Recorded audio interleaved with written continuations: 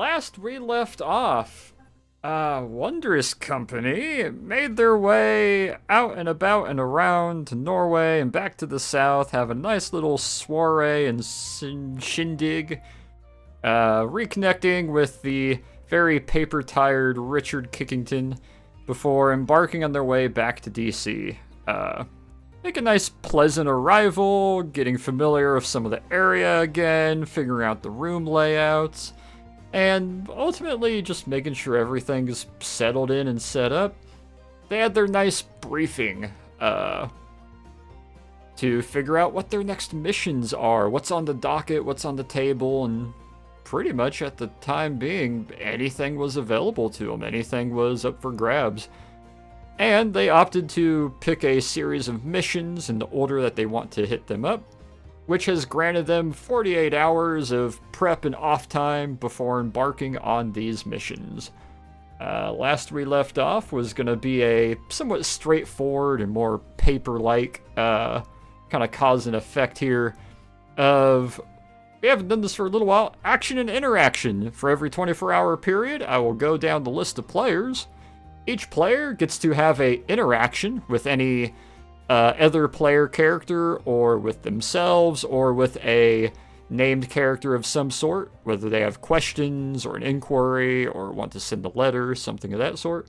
And they get an action that can be a day's worth of research, organizing a library, trying to mess around with a firearm, or perhaps inquire into something a little more full day transpiring.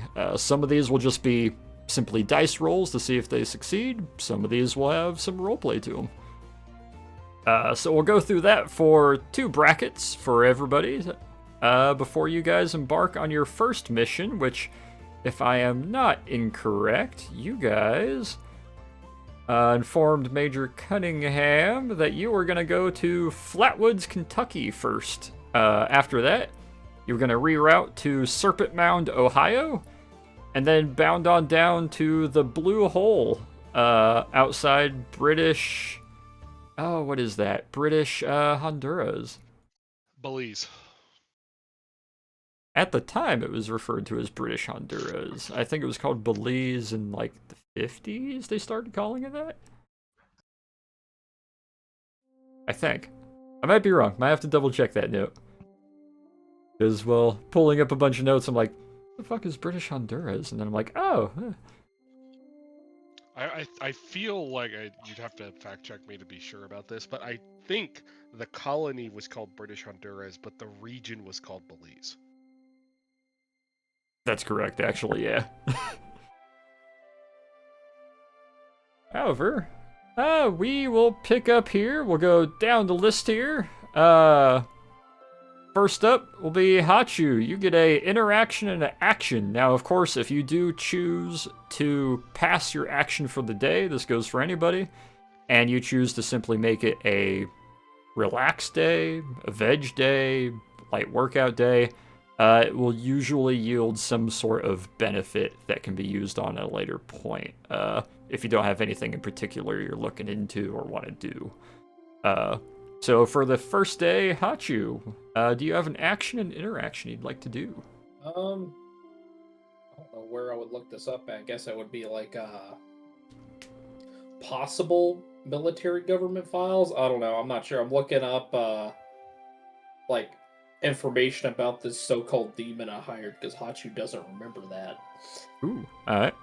Investigate info on the demon that you were able to summon, correct? Yes. Alright. And then for day 2, what would your action be? I am not sure. I guess it's going to depend on if I figure anything out on day 1, I guess. Yeah, I'll leave it open for now. Any interactions or conversations you want to have for day 1 and or day 2? I can't think of anything in particular, so not really. Alright, we'll put standby and see if you want to... Of course, if you guys don't have anything in particular, you can always daisy chain onto someone else if they wish to have the company. Next up, Nikos. Day 1, Day 2 Yes. actions. What you got? Probably going to the library / archives.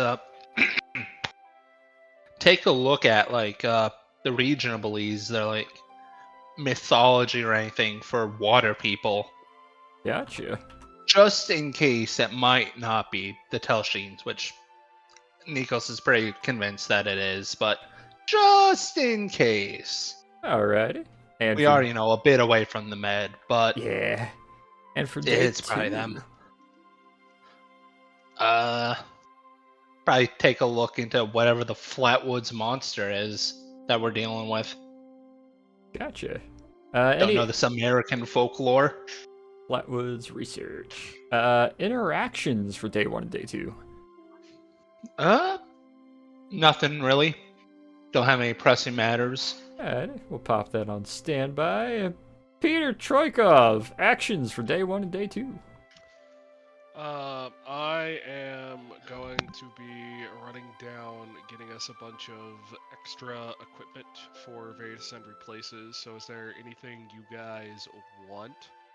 Right now, I'm looking at getting us rifles to be ammo compatible across the entire world. I don't need anything.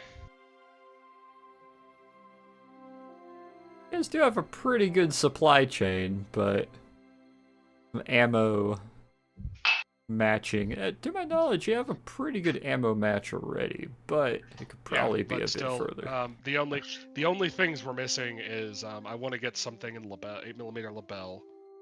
I want to get something in 7mm Mauser, and I want to get something in 6.8 Japanese. Controlled explosives. What kind of controlled explosives? I don't know what. They're good for blowing things up. You know how many situations I've been in where I've wanted something to explode and I haven't been able to do that?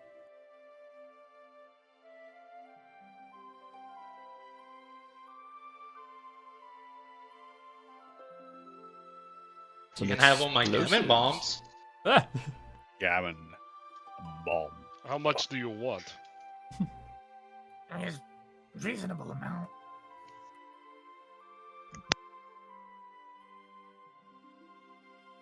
How much is a reasonable amount? I don't exactly know explosives that well. I don't. Pounds? I don't know that well either.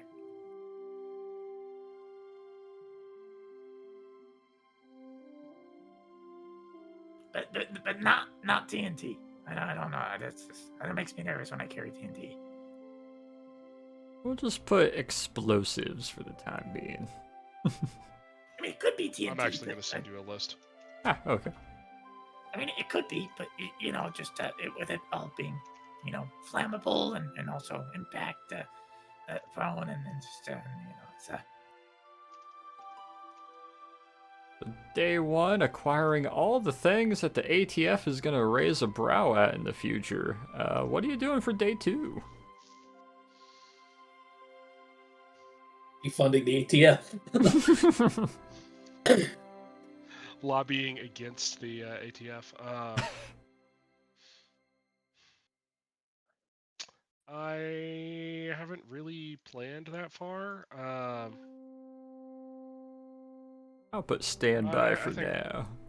I think I'll spend, assuming I can get everything on run 1. I'll probably go do research on the Flatwoods monster, see what we can come up with in the library. Alright. Any interactions in particular, whether brief or long, for Day 1 or Day 2? No, not unless someone's going to need help with something or something like that. Gotcha. Torin, Day 1, Day 2 actions. What you doing? Day 1, Cryptidology, Flatwoods. Day 2, Cryptidology, Flatwoods. Cryptid Flatwoods, and Day 2, Flatwoods. Region, locale, Research. any perchance applicable languages if you have notes. The whole shebang. Gotcha. Alrighty. Any interactions in particular for Day 1 and Day 2? I don't think so. I'm perhaps at the start of day one, ensuring that Ambrose gets a telegraph. Speaking of the party's intention to set the Fairchild a sail. Gotcha. Alrighty. Mr. Kickington. Day 1 and day 2 actions. What you doing? Can you come back to me in just a second? Can do. Got a phone call. Alexander, are you back yet? I believe he's still out and about with the pupper. Alright. That will Okay, give sorry about me... Oh, no worries. Action for day 1 and day 2.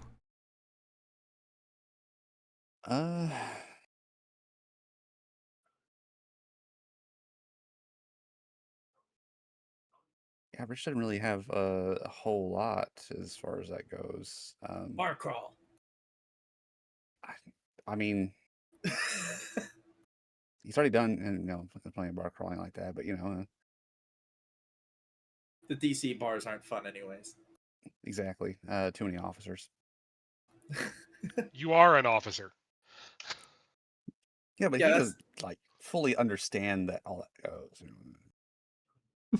He's probably going to piggyback off of someone, try and see if somebody needs help. Moving around the explosives, things like that. Actually, you know what? Learning about what explosives are seems like an important thing for him to do, because that's a whole kind of novel concept. So see if he can't find someone to like show him exactly what's what. You serious? This is gelatinous dynamite. The explosives and learning then- day 1? Yep, and then second day, hearing protection learning. That makes sense. That makes What? sense. Here's Vaseline and a cotton ball. I guess my fur all greasy.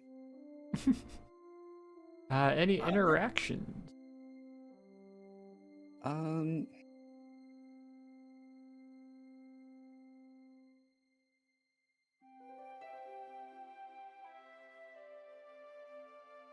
I hate to ask you this. Could you run through the interactions concept again?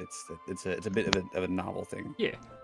So actions are things that would take half to a full day, like I want to go to the library and research or something of that sort. Interaction is a particular conversation or point you want to bring up, either with a named character or perhaps find an unnamed character, or with another player even.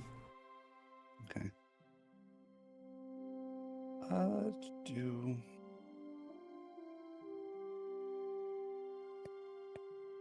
Yeah, he would probably try and track down Torin and have a conversation with him about what Knack told him. Alright. Ooh. I don't know if that'd be first day, second day.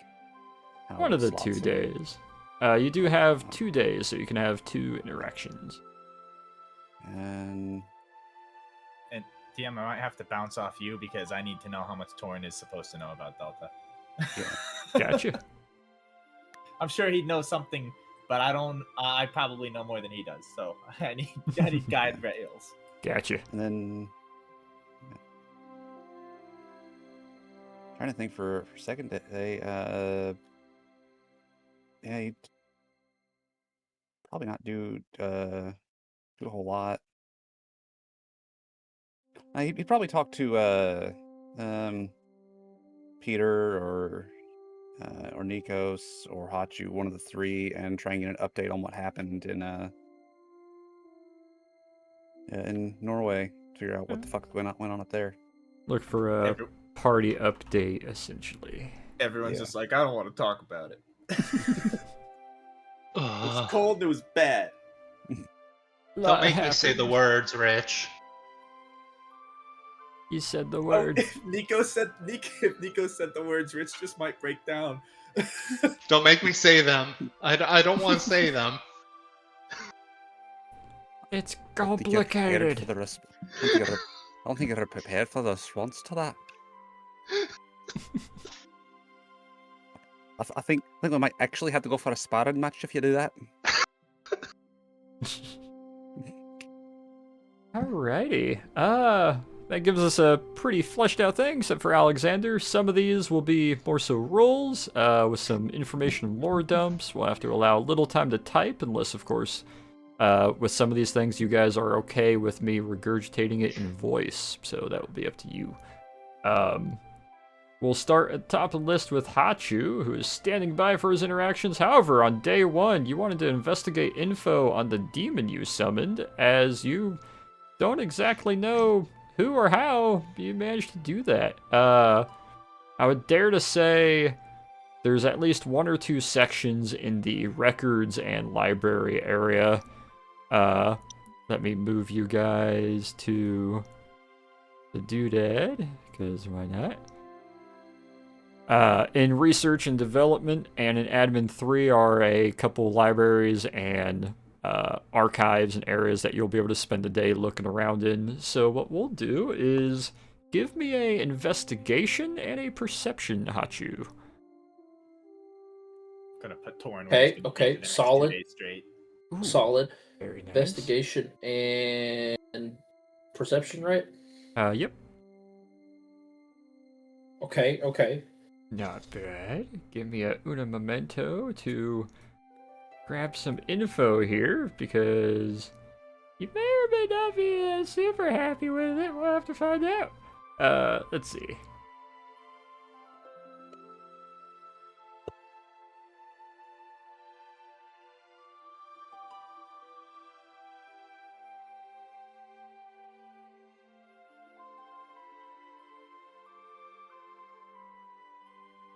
Double check here.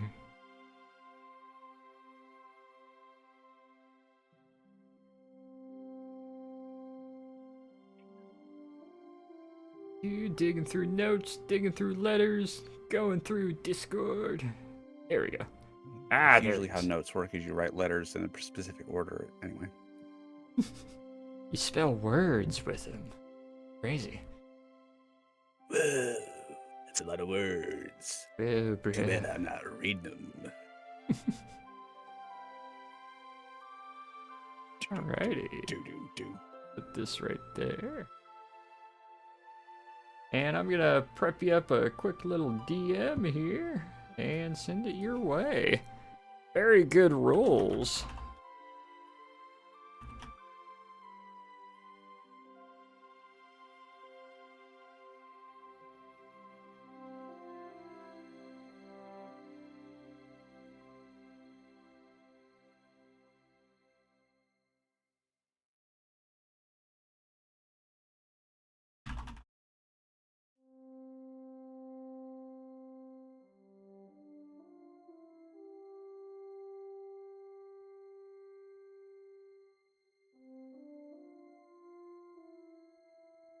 Can spell, I swear. Oh, it's gonna be better than anything Mac can type. So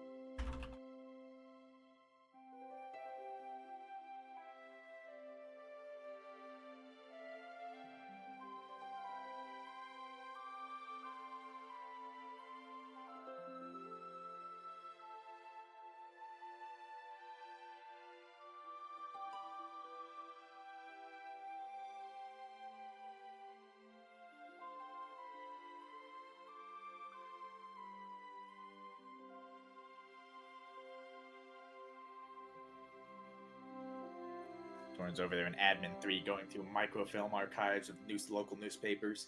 Fucking. What are they Yeah, we even got the saying? library- Here? I don't No, understand. you're not. You're not at Admin 3. You know what we have? We're in DC. You have the Library of Congress. I presume it's gonna be a sort of time lapse between all the different buildings, and I mean, the Library of Congress is definitely gonna be one of the stops. That'll definitely Every be place- present. Dope place to go, by the way. Yeah. And the Library of fucking Congress library newspaper card. Ever It's free. printed ever? Yeah, Yes, I'll need your microfilm section, please. Yes, 1950-ish. Yeah, I'll figure it out. With that, No, 1850. I was going to say an Amatol is probably not a good solution for that particularly.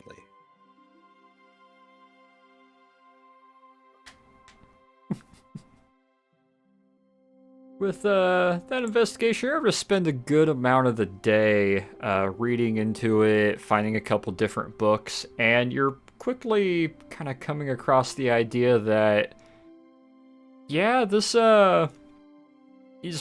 Baylor in particular that you summon, this Baylor, definitely matches, from what memory you do have, a bit of the descriptions and ideas around it that seems a little bit more of a classical hell. And perhaps the lair that he came from definitely seems to have something to play into it. As, well, you can maybe make the argument that your magic is a bit heretical, but why it would draw from particular groups and layers like that, not really quite sure, but you have a lead as to at least where it seems to draw from, and what those spells can manifest.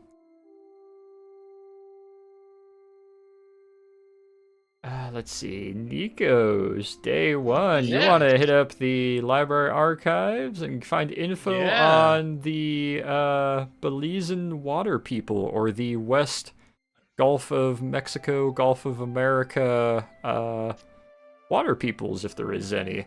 Give me investigation and perception. Investigation. He runs by or whatever We're building skipping. I'm at. Oh, good, you're covering that. Mm-hmm. He runs by it, just sees me, and just hear me go, man, Peter's gonna be pissed. Nikos, remember Dewey? Mm-hmm. Yeah. Don't bring any Salzburg steaks in here. I don't know why you keep bringing them. Stop. It was funny yesterday. Now it's just getting annoying. The gravy's getting everywhere. The There's a guys are smell of still food. just bringing him. Yeah, I know. He doesn't want him, I'll take him. Yeah, get the fucking Donatello picture now. Okay, there. You do find a bit Easy, of that's Mikey. It's orange. Mikey. You Uncultured find swine. I know my Ninja Turtles. Shredder my bay. Heresy. He's not a Ninja Turtle. What is it? DJ and Bebop, best characters.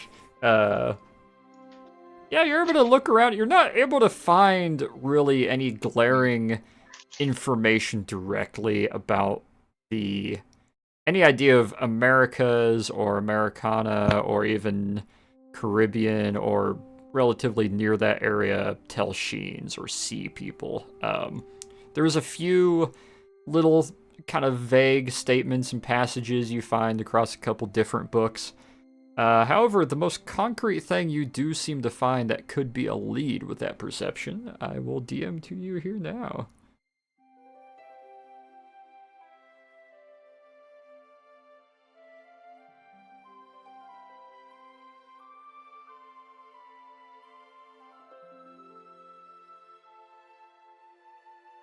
Need my notepad to be visible. There, yeah.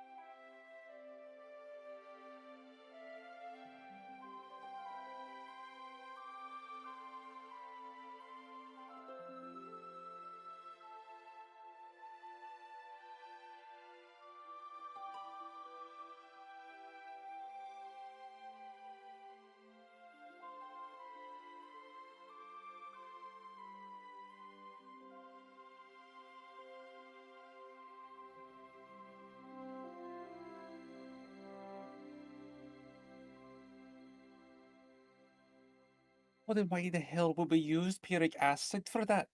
That's a terrible thing. That's way too reactive. If you look at it wrong, it's gonna explode. The fuck using that for? No, we're not taking that with us. That's a terrible idea. You're flying with it on the plane. Oh, we're not using shimos. I'd have used TNT than that.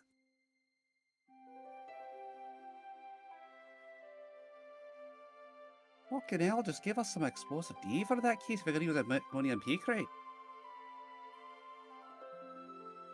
What's he saying?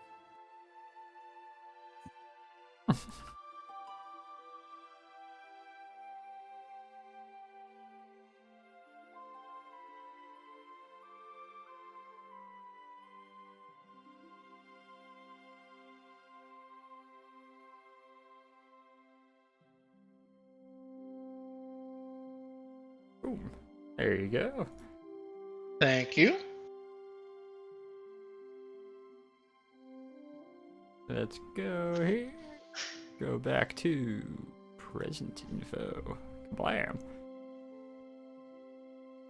So, doing some research and reading up on that, you're not able to find directly what you're looking for, but you are able to find some passages and information that kind of hint to a similar direction as what you're reading into. Do spend a good while reading on that. Well, a couple tables away, Hachu is also reading into a couple books, seeming a little dismayed as he gets further into them. Peter, you wanted to acquire many much things, and you gave me a shopping list here. I did give you a shopping list. Brick 7 mil, South American cow, Mausers, shopping. Type 30 or 38 rifles, 32 ACP pistols, pocket hammerlesses, easy. 100 pounds. Yeah, RDX, Torpex, or C1 would probably be what? It'd probably be RDX would be the most common. All three of those are in use at the Yeah. time. So C1 is new, Torpex is familiar, Yeah. and RDX is the base component in both. Comp B or Torpex was the two I was looking at. Amatol is what's in your M2s, though, so that's probably in high abundance. I'm thinking probably Torpex or C1. C1 was ordered a lot by the OSS for obvious reasons. They used a lot of it. And Torpex, I know this may shock you based off the name, but it was used in things like torpedoes. Whoa. So it's just everywhere. No way. Alright, roll me a give me an investigation and give me a would be a good one for that.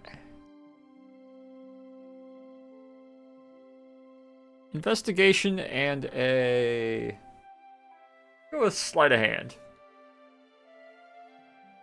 Why do I need a sleight of hand? Swipe the company's credit card. Dope. Give me a constitution check. What's that to do with that D100? No, actually, it's tomorrow. Okay, that works. With your What do you investigation, you're able to look around the base, and you are able to find in OSS Building 1, almost direct from 310th Military Intelligence, you're able to go through them, who are able to route you to OSS 2, who then route you back to the Naval Hospital, who then route you back to Intelligence Corps headquarters, where you finally get allowed and escorted to the ammunition box in the center left of the compound, where you are able to go inside and, yeah, where you had a smoke, where you are able to be assisted by two younger ensigns, and you are able to dig through and acquire a bit that they are able to sign off for you guys right away. I'm going to do some rolls here to see what exactly you get. Hey, Joe, why is that priest-looking motherfucker getting explosives? I don't know, kind of weird, isn't it? Yeah, look at him. What would he do with something like that? What do you think? Exorcisms. shit, that makes perfect sense. Yeah, you idiot. Why is this the thing I'm rolling 20s on? Alright, Saber. That's how you exercise ghosts, dumbass. You blow them up. Diploma.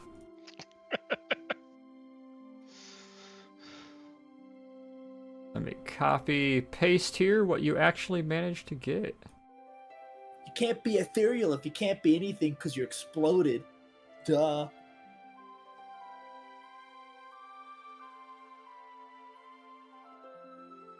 I don't know who these two guys are I just made up, but I like them. They're just dudes. They have fun. It's Couple a of sergeants guarding the or lance corporals guarding the ammo depot. It's Sam and Dean, except they're got their memory wiped and they're from Timu. Hey, guy, remember that stupid kobold yesterday who was smoking up there? Yeah, what an idiot. What a dumbass. Yeah, who the hell let him in? Who even let him wear clothes? Who the hell is Steve Jobs? I don't know why I found that one funny.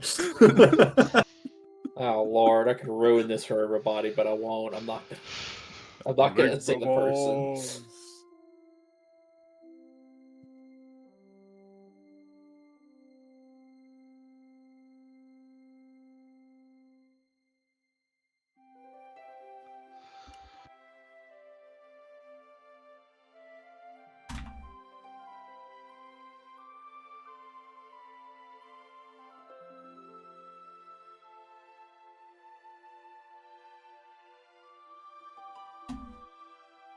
There you go, Saber. Let me also edit and add to that what else you get.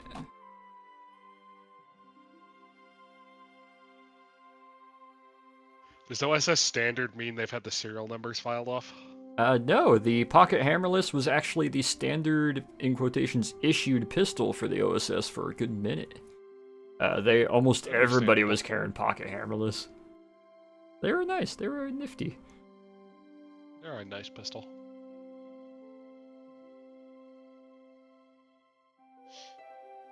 Too bad Colt never went through with the pocket hammerless 2 and 9mm Parabellum.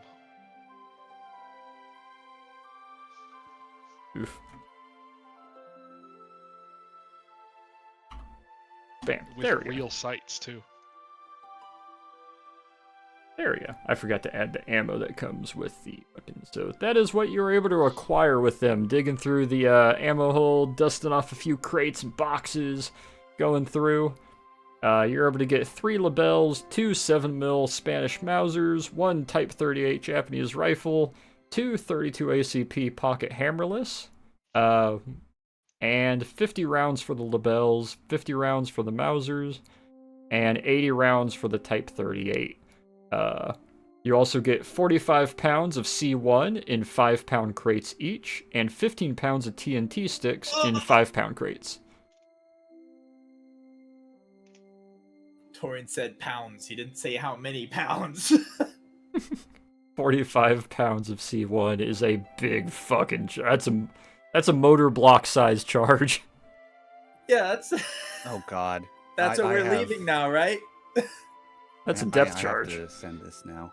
Uh-oh. That's nowhere near a depth charge. Depth charges No. have like 1,000 pounds of Torpex. Yeah. Insane. Well, it's not gonna matter when it's all in one airplane.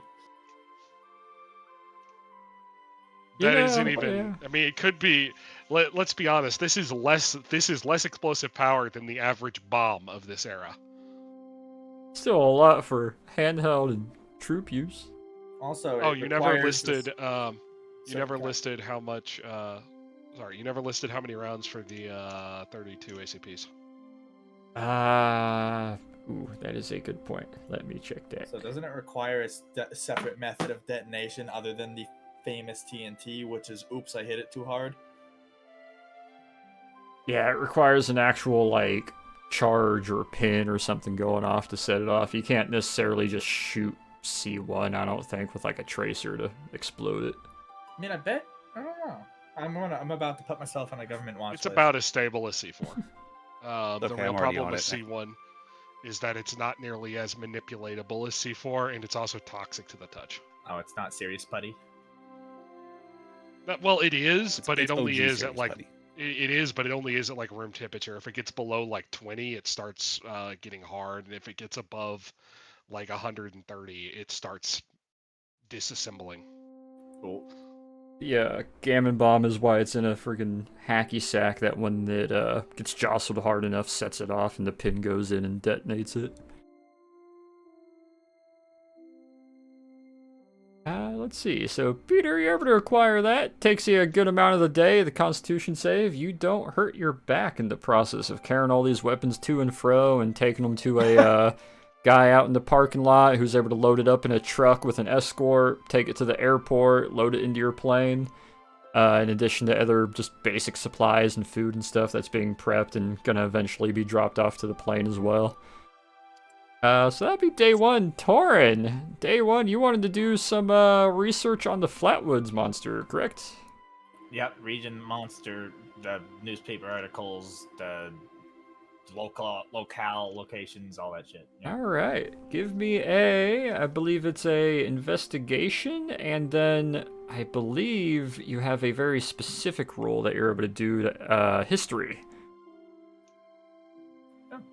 He's gonna find a locale. What?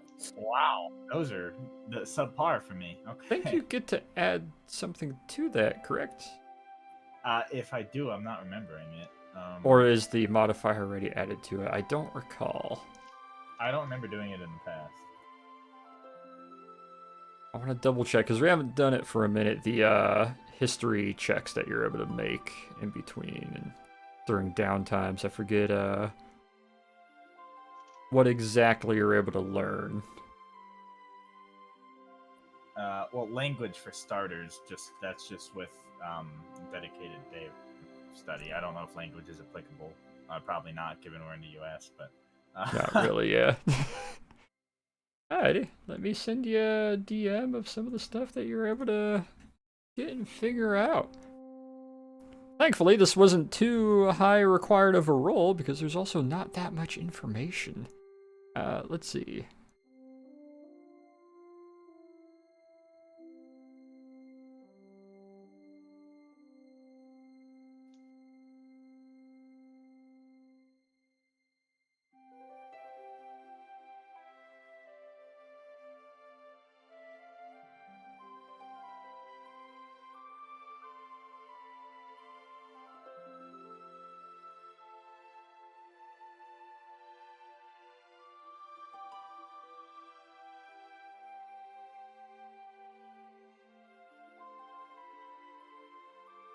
oh, I do have something. It's been so long since I've read it. It's literally first level class.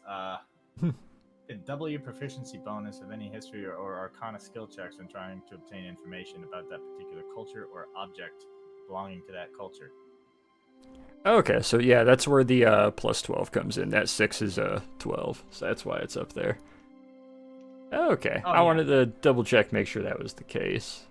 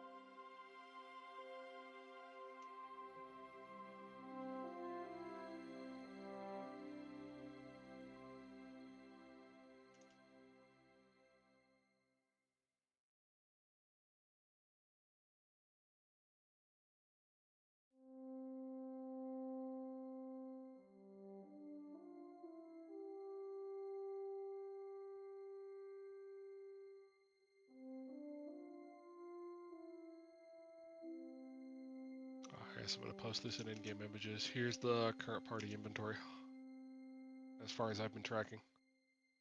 Oh, hang on, I gotta shift. Yeah, I have left you in charge of it. Oh my goodness.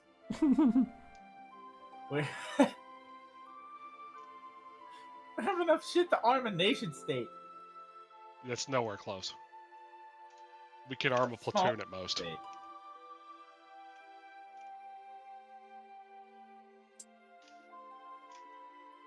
This is enough to overthrow, like, Belize? Belize. Yeah, it's enough Damn, to take over yeah. the colony of Belize. I looked into it. Belize only ever had a 60-man constabulary force that the British put there. Oh yeah, we could take them. Oh god, we still have beef and those terrible barrels of meat that Leroy got. Beef with No, a PH. that's not what those barrels of meads are. We got rid of those. That wasn't mead. That was wine. Oh yeah, right. What was the meat? Where's the meat from? We got the mead from the Fey realm. Oh, that's Yeah. the Fey honey mead. Oh my god. Yeah, this is stuff from Rich's personal Good stock. shit.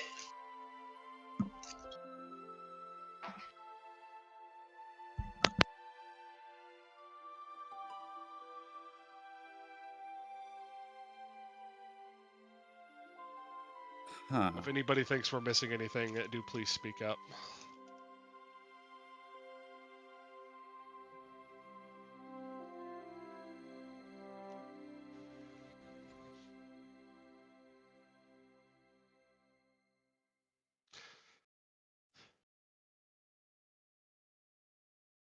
I got 4 Also- gammon balls on me. Does anyone else have any more? When did you pick up 1,000 rounds for the 1917 Browning? I figured that was part of our restock for equipment because you already have 1,000 rounds for. I put 1,000 rounds for everything that we have someone using ammo of.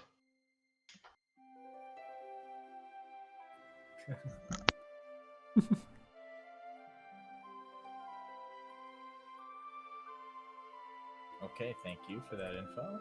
Yeah. Let's see here. I guess sneeze. Bless you. Also, Thank what are we gonna do with a soft metal pickaxe? What's that even for? Soft picking. I mean, What is it? if you need Silk to- touch? Yeah. Yes. I mean, there would be something like your brass alloys to try and remove your material without damaging whatever it is you're trying to excavate. A lead pickaxe to drive a chrome like bolt or something. You would use a pick for that, but Be a hammer. Could I request 10 minutes before my next thing? The post Oh, yeah. has now hit me, and I want Yeah. those sandwiches. Go for it. We got a little while. Rotating around, Richard. You wanted to do some learning about explosives, right? yeah. All right. This one should be pretty simple and straightforward. Give me a I'm gonna perception. fail terribly. Peter in the background loading up a crate of C1 and a bunch of sticks of TNT. Yeah.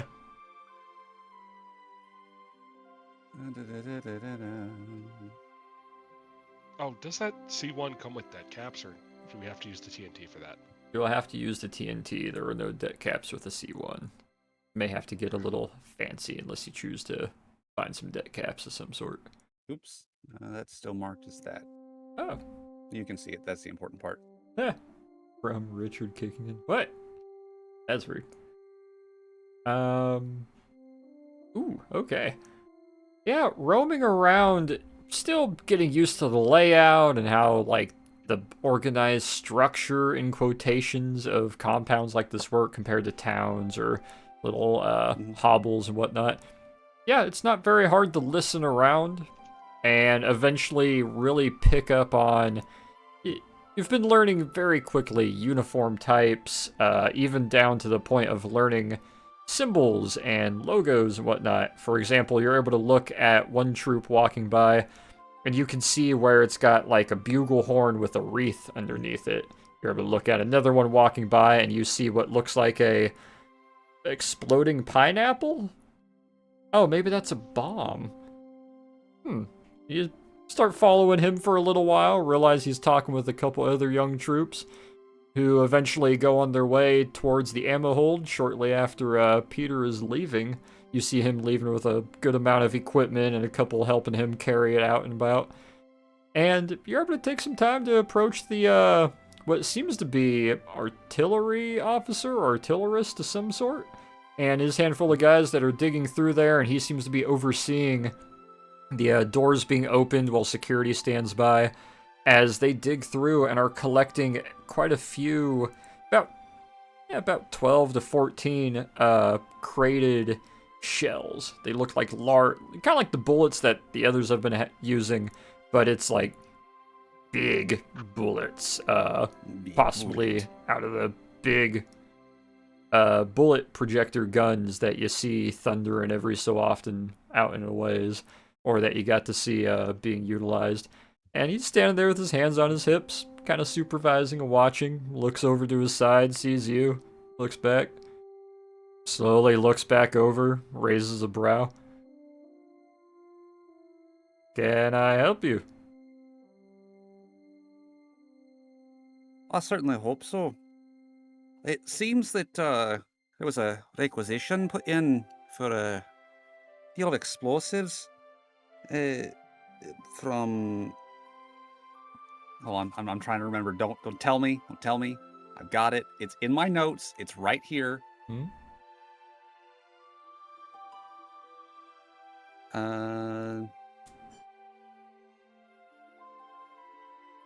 No, it's the full government name for it.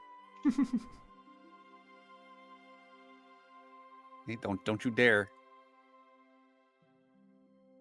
If need be, it would be It's world the- info. For a special purpose magical and arcane science exploration and research combat company number 2. Well, after asking around, it seems like there's not a lot of people with that particular type of expertise, and I figure someone might as well. And I've got nothing better to do, so hoping you could direct me to someone who can give me a little explanation. No offense, I should have been able to assume you were with the OSS lads. We're currently hauling out some... You just want to learn about explosives then?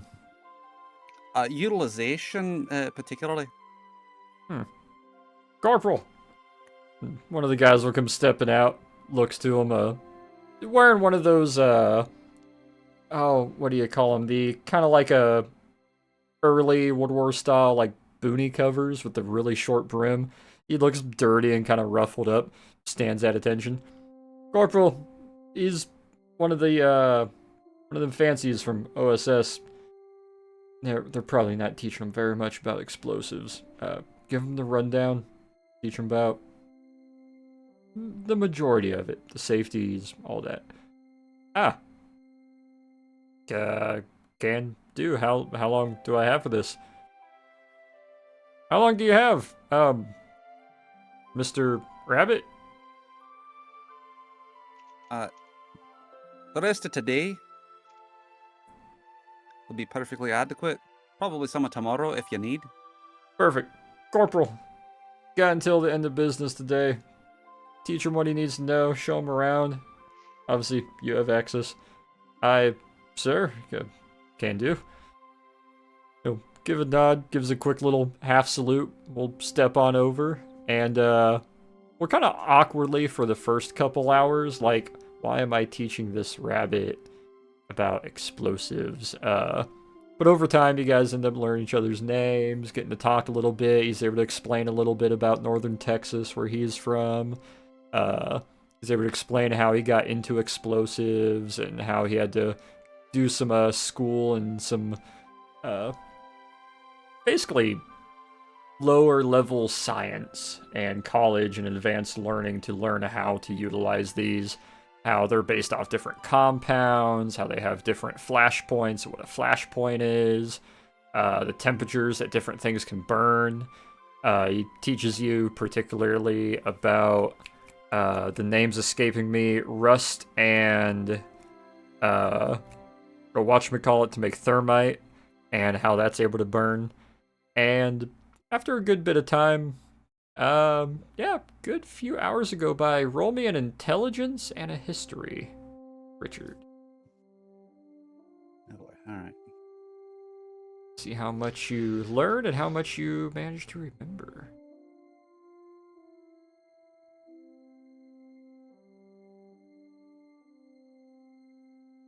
Perfectly average. Ooh, very average, alright.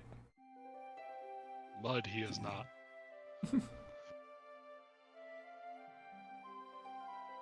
And a history. Last thing we need is chemical warfare. You try your best. At some points he does ramble, and he realizes that he is rambling and tries to quell it back a little bit, keep it very basic. You I have will... no idea what his name is. Not gonna remember that. I don't either, so don't worry about it. Before didn't have one. Yeah. You're able to learn and relatively remember the basics of black powder, flashpoints, and how not everything that explodes requires fire to explode. Could I make the argument that because Torin already did the whole explaining black powder to the Harengon in the village, that we get a little further than that this time? You'll be able to get a bit further than black powder. You'll be able to learn about, I would say, smokeless powder, which is basically a more modern, advanced version of the same thing. So no, got it. Kind of burns the same, does the same. However, beyond black powder, as far as the crazy sciencey tidbits that makes up this weird clay and the dough and the weird brick looking thing, it explodes when the little pin goes down into it, but you're not really able to grasp explosives expertise or knowledge. You're able to gain basically the basics of like, alright, it's probably best if that's not shot. It's good to keep things that look like that or smell like that away from open fire. You are able to garner a little bit about small rooms, make explosions even more lethal. You learn the good old firecracker in a palm compared to firecracker in a fist, and how that kind of appeals to like buildings, rooms, ships, cars, and everything Congrats, else. Rich, you're smarter than a Marine. A grunt. But you got the basics down for now. You at least understand the basics of it and the safeties around it.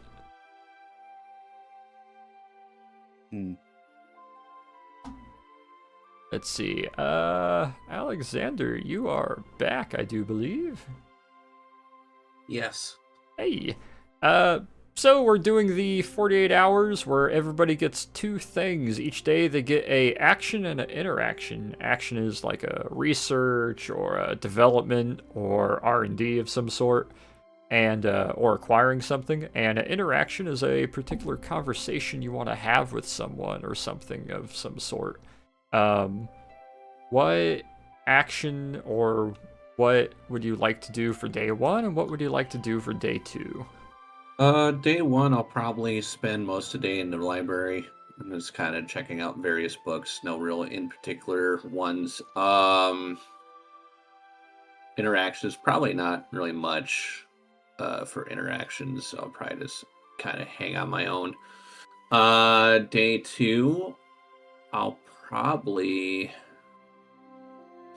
likely spend most of the day with Rich, I would imagine. Or at least walk around if we can find him.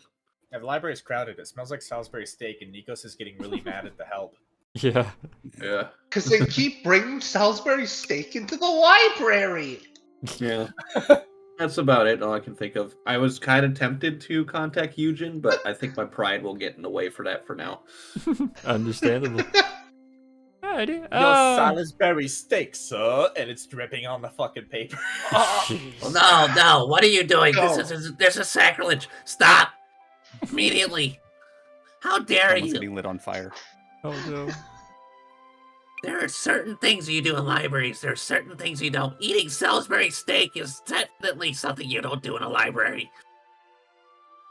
I'm not trying to eat. They just keep bringing it to me.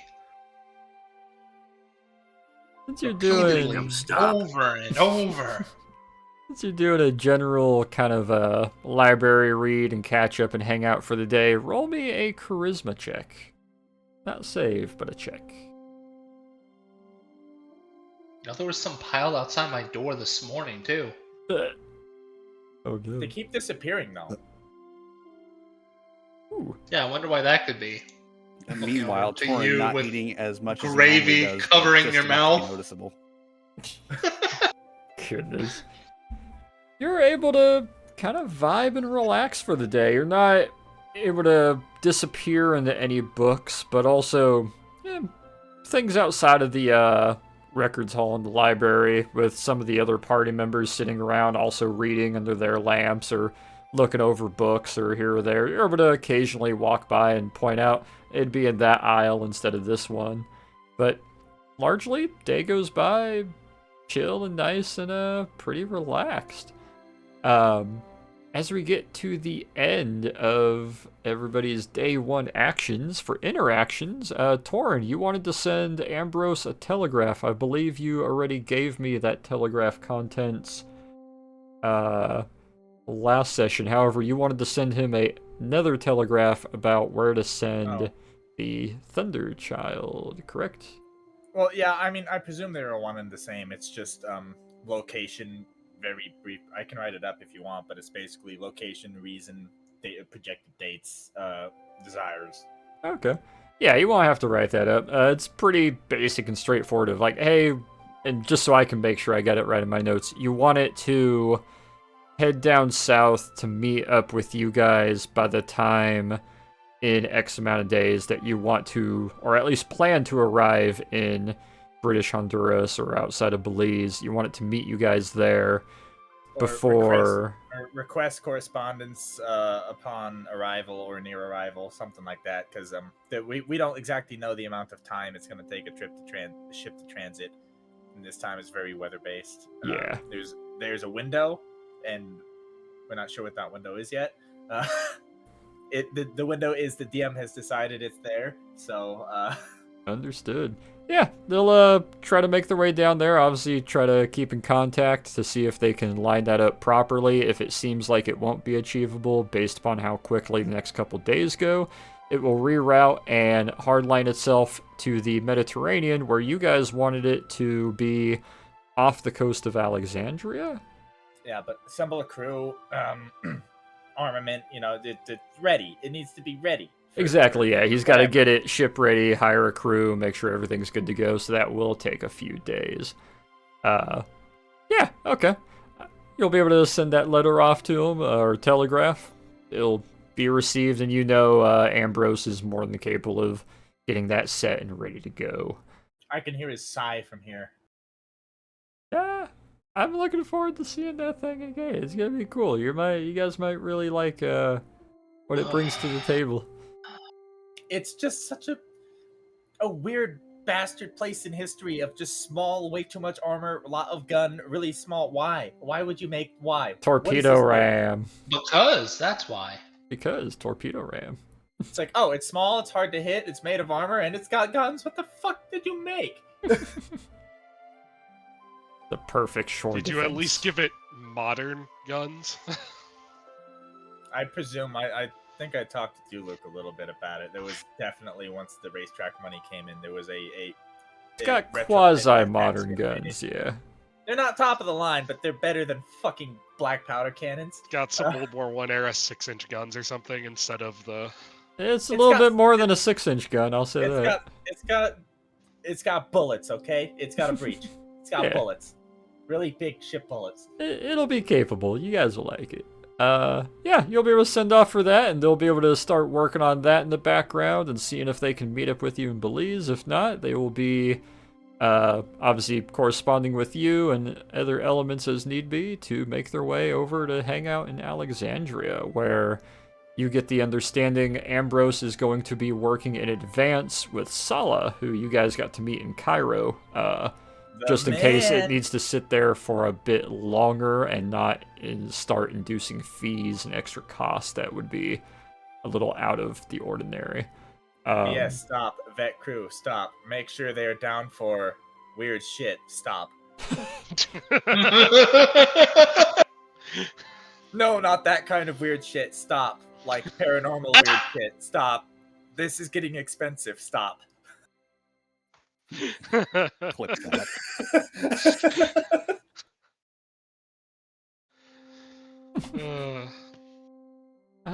Let's see. The other interaction for that day, as everyone else was doing more of a standby, Richard, I believe after getting your ear talked off about some explosives and learning, you wanted to see if you could track down Torin and have a chat with him and perhaps any of the others of the party, which I do believe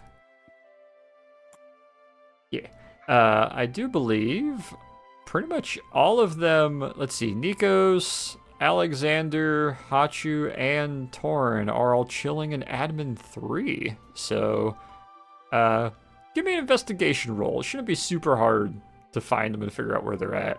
But No, We are a unique bunch. We do Yeah. stick out pretty big. Huh? no, stop writing down what I'm saying. Stop. Are you listening to me? Stop. I don't want you to actually send this. Stop.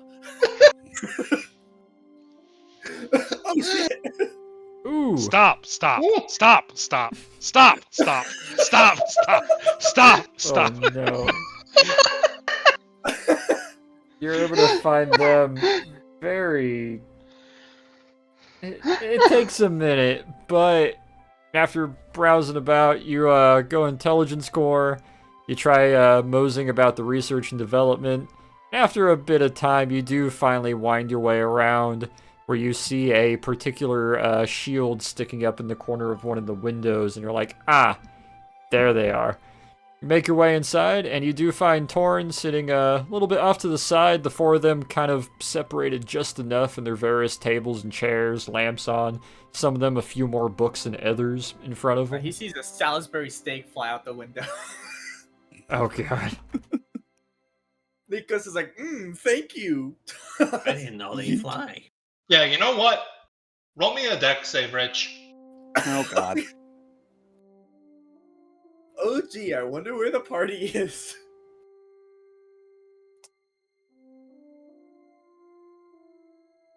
What do you say, DM? Is that enough to dodge being hit in the face by a Salisbury steak? 14 is more than enough to dodge a Salisbury steak. Oh, my God. I can just That walks poor around the private corner walking and down the make- street carrying a bunch of pieces of paper, not so much. Walk But around, better around yet, the one of corner, those- ears dip. God Better damn yet, it, guys! This is the 5th time this week. It's not funny anymore. Better yet, one of those poor kobolds from Kobold Messengers. Just I can't flat no out love that running, much. carrying a Eat it. messenger bag, and thwap right in between his eyes. Free food! Oh, oh, oh, oh, oh! Yeah. Food, friend, food tech.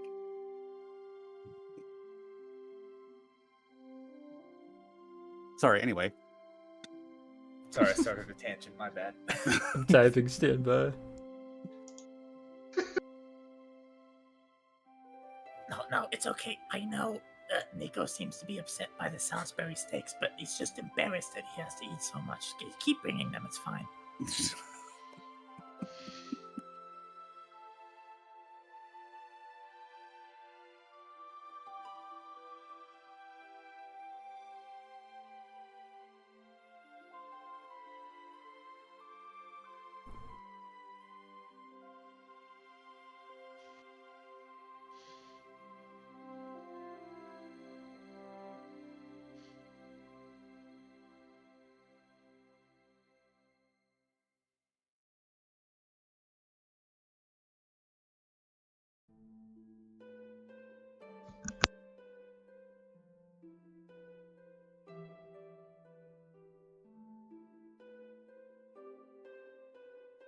Alrighty.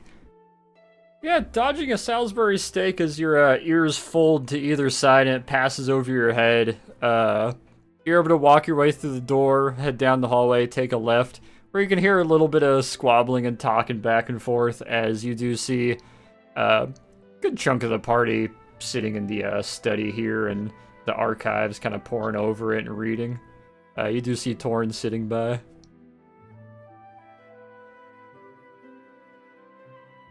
I don't know how you managed to cover the whole plate around the corner like that, but it's rather impressive. No, but what? Oh, you saw that? What can I say? I'm good at throwing things. I mean, aye. So, what exactly happened while the other week over? Were they in, how they say, a Norway? Uh, Oh, jeez. a lot. It's kind of a big deal. So, now where do we even start with this? So, we spent some time in the in the Alps, and to summarize some world lore, there's this dragon known as Zilant, and to make a long story short, he got old. It got kind of Caucasus, decrepit. not Alps. What? It was the Caucasus, Caucasus. not the Alps. Oh, right. Yeah. Hey, whatever. Amendment. He got old, I guess. Or just he was captured by a group of very muscular women who weren't very competent with dragon taming, I guess. Whatever. Once upon a time, they might have been, but in recent years, that has slid significantly. So we killed him. Very unfortunate. It's not something I'm particularly proud of. No matter how much. It was either him or us. It turns out he had like a lover, a mate. I'm not entirely sure what you would call her. However, she was very eager to get him, bring him back to this plane of existence in this world, despite the fact that he was unwilling to do so. So she kind of hooked up with the Golden Dawn, which is a group of Occults who are Yeah. insane. Yeah, and together they dug into a bunch of old magic, Norse myth, and were trying to summon from what I've come to know as the Nidhogg, which is or perhaps use, or put this, his power is a catalyst in order to bring back Zilant in his name. I wasn't quite sure what she was trying to do. It was she was a bit con as well. Sounds like unpleasant. Yeah, so she Very did it. much so. And we kind of fought a dragon whose head is the size of like this room. So and won. Don't forget, by his summoning is also like a catalyst for the apocalypse. Yeah, it's a big problem. But the cataclysm is all the things that could end the world that every culture knew about. It really can. So, it just the Norse took their world ending pretty seriously in the grand scheme of things. It was bad. It was uncomfortable. It was a lot. We almost died, and it was cold. I was a little distressed by the whole concept of that. This is looking around the room, more about what was said there at the end. Yeah, it being cold, yeah, that is real bad.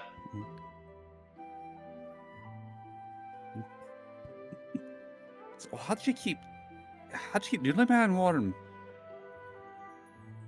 Magic. Yeah, magic. Yeah, aye. Yeah, you bought a magic rock.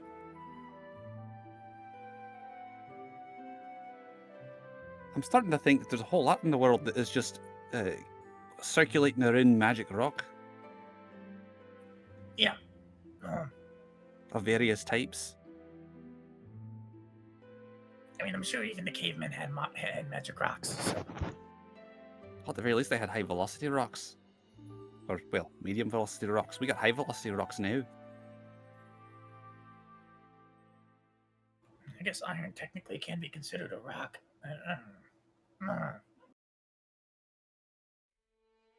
It was more than we had anticipated, to say the least.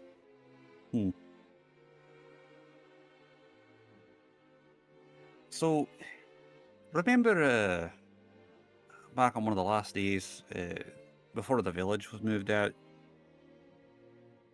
and Nak came over and was talking a bunch of shit and help us set up the move.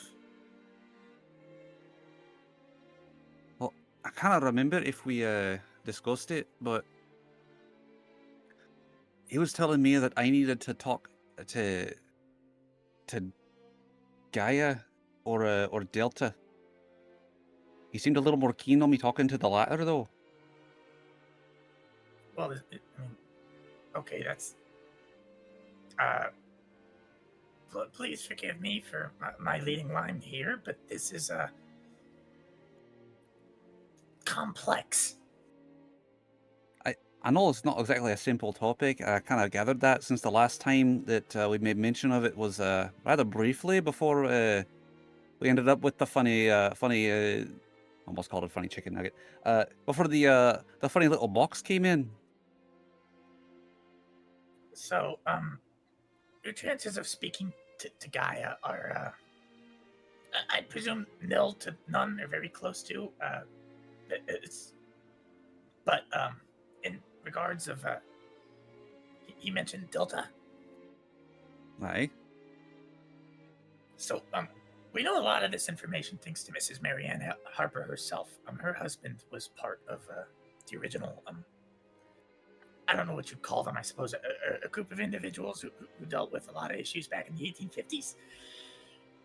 And, Delta's kind of... An adventure party, if you will. Yeah, I guess we could call them a party. I don't know, it seems a bit strange to call them that, but... Like, Delta's kind of the earthbound, embodiment of decay and death. Kind of a, big deal, a polar opposite of I believe her name was Makaway, spirit of birth and growth. Native stuff. So he's kind of a big deal.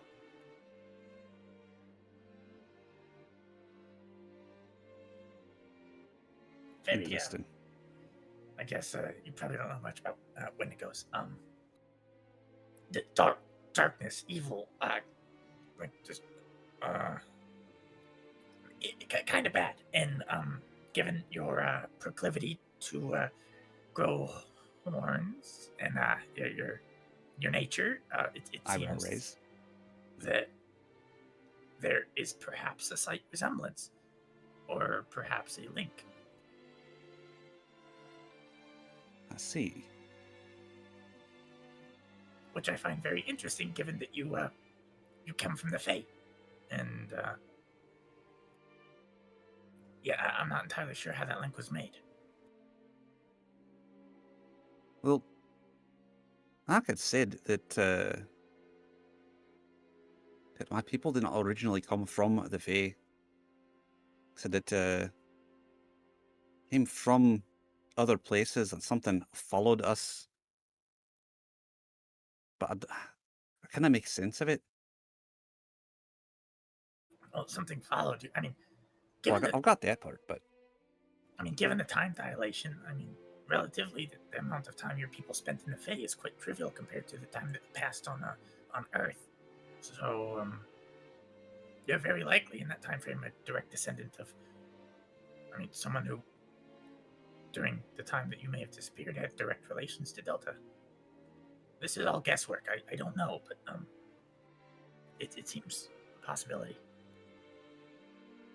I'll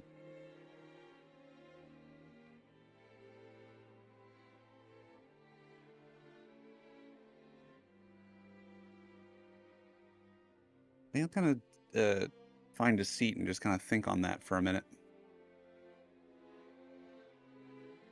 But just don't. Try not to associate yourself too much with the Earth's embodiment of everything that's bad. That seems like a rather a negative circle to send one down. Yeah, we could also make the argument that decay and death and entropy is essential to life to draw contrast, but still, it's kind of the bad guy in the story,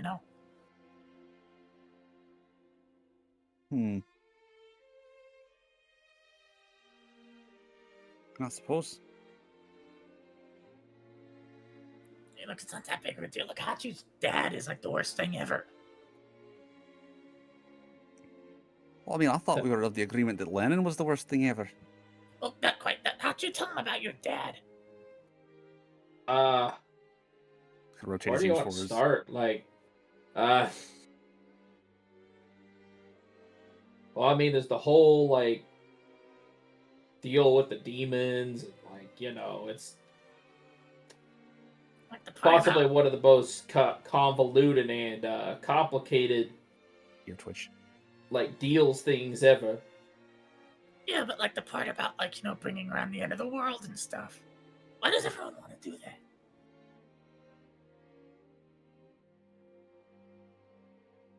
Because they'll, I guess if you want to get like real, what's the word? Real, like theological. Yeah, that's it. I guess some of them want to make it their own way. I guess I don't know. They might have some deal and get something out of it. I don't.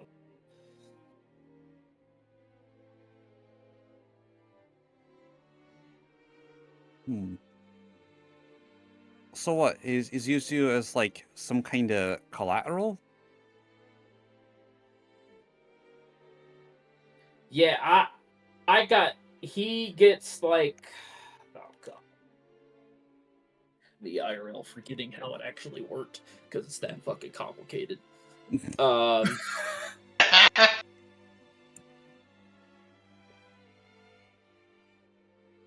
So like, he got,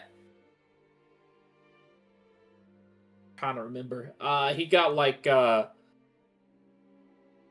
some sort of like powers out of it, and then the result was I also got powers out of it, but he gets like a deal through this demon or whatever. Yeah, and that's why he's gotta like take a bunch of souls, but he hasn't really been doing that, so it's getting difficult.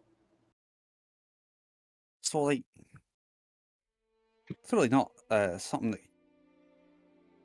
could be enforced, eh? But demon magics are weird.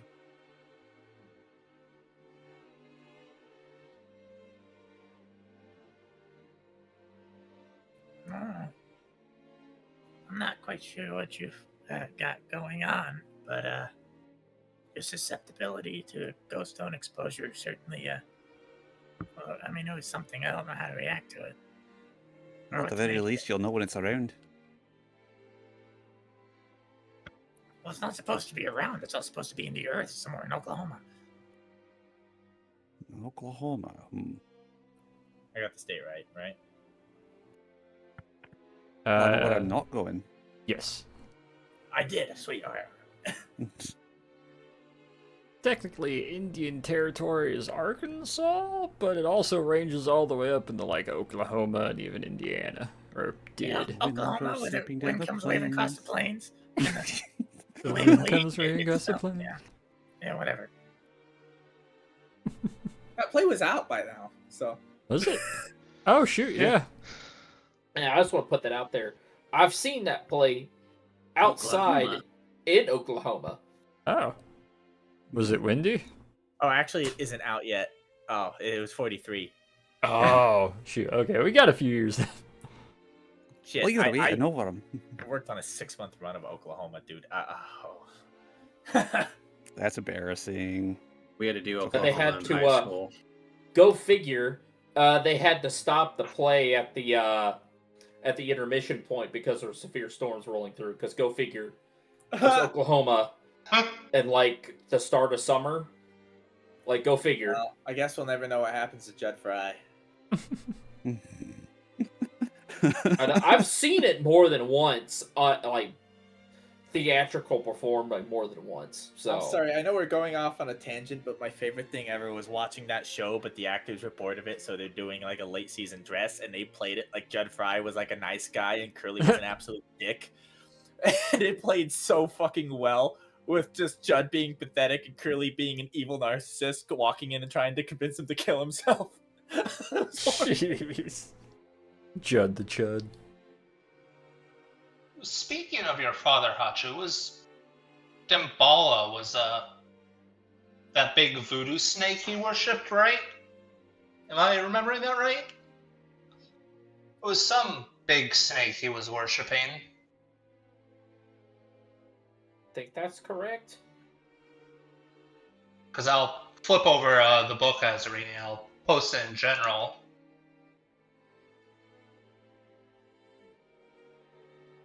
Holy shit, a party that shares information.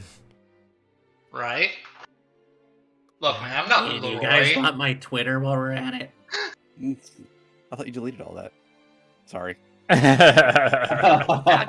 it looks like Damn. he might have something to do with what's happening in Belize. Maybe. All right. Well, Or it might just be the Telshines with their new management. So exactly who are the Telsheen? My cousins, who previously worked for Uncle Tython, who wanted to murder me. Oh, sounds like a right dick. He's one of the many Greek gods. The Greek thing is He's a Titan, technically, which are the generation before and are generally worse. yeah. Oh, I forgot. He's- God freed you from the Titans. Yeah, sorry. Yeah, he's not good.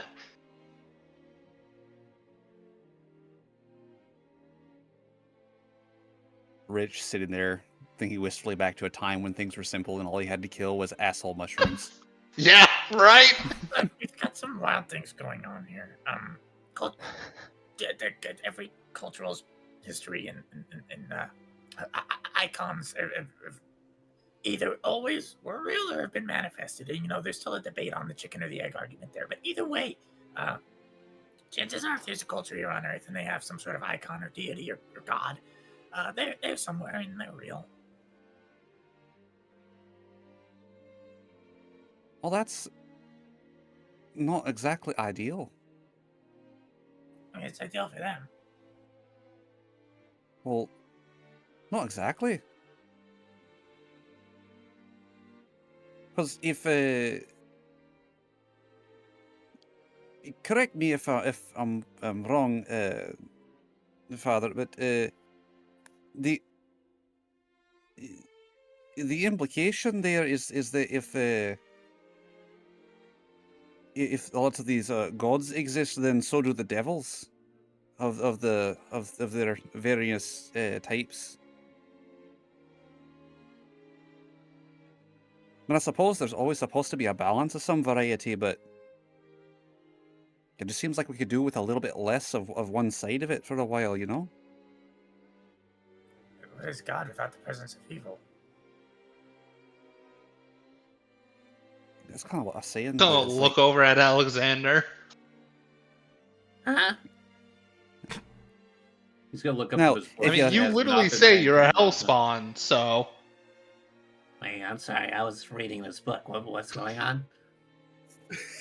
Now, if you really want to talk about some real devilry, though, whoever the fuck designed these fucking papers here we had to sign 19 times on the same fucking page for the same thing. There's He's only gonna one word difference sink between it. the three. He's gonna sink back into his book. All I know is whoever designed that deserves to go into the lowest pit of whatever hells there is. Because that is just absolute a waste of time. Well, no, that's where that design came from. They'd be happy there. Peter, after this, we're going on a crusade. Sorry, that's out of character.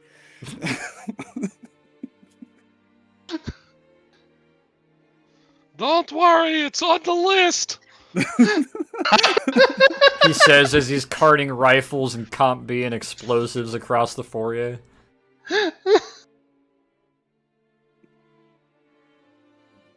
Oof. That's Ux would be like torn between defending it and just going straight up like sinking back into his book.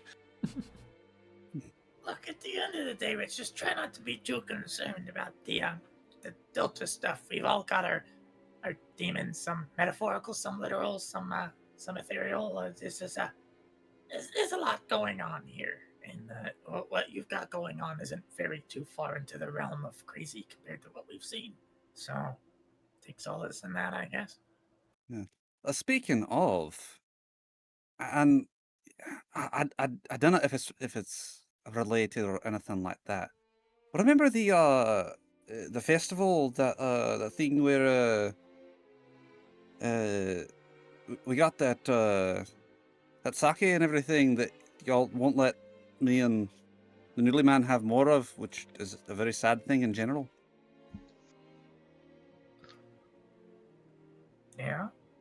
What about it? Ran into the wiggly-tailed mouse man there, Eugene or whatever his name is. Mm-hmm. Hey, and this is me out of character, not remembering if he'd already had this discussion with them before. Who? So if I have, cut me off. But while I was there, there was they're trying to make some kind of a agreement with me and whatnot. And come to find that like he is unable to do that. Like flat out cannot do it under no circumstances. Well, by that standard, it appears your fate to some degree has already been claimed. You are bound to someone else. Isn't that how the deal stuff works? That's what you did. I don't know. Maybe it could be because like he's from the Fae. Maybe. I remember Eugene was talking about it last time. He said that he had some sort of connection to something, and can't remember what it was, but. Well, it's like he reached out and tried to make contact with it, and then he got like almost like he was bit. Just kind of tricked back. I don't know. I was a little heavily intoxicated at the time, so things a little fuzzy. Kind of rubbing the back of his neck. I'm still kind of tempted to talk to Eugene about all that stuff. I'm kind of very intrigued with the things he was telling us a couple of days ago. Given the messes that Eugene is so happily entrapped himself in, because that's kind of his thing, the inability to read one's ties or affect them, or perhaps experience pain upon attempting to view them, implies that whatever your tether is a very, very strong one.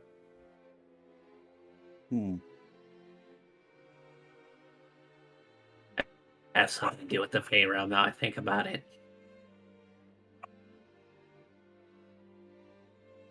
I've been trying to think of a way to get back to my original realm and see if I can get some reading material, but no, I'm still sort of cut off, so I have a feeling they're maybe we're not too thrilled with my resignation.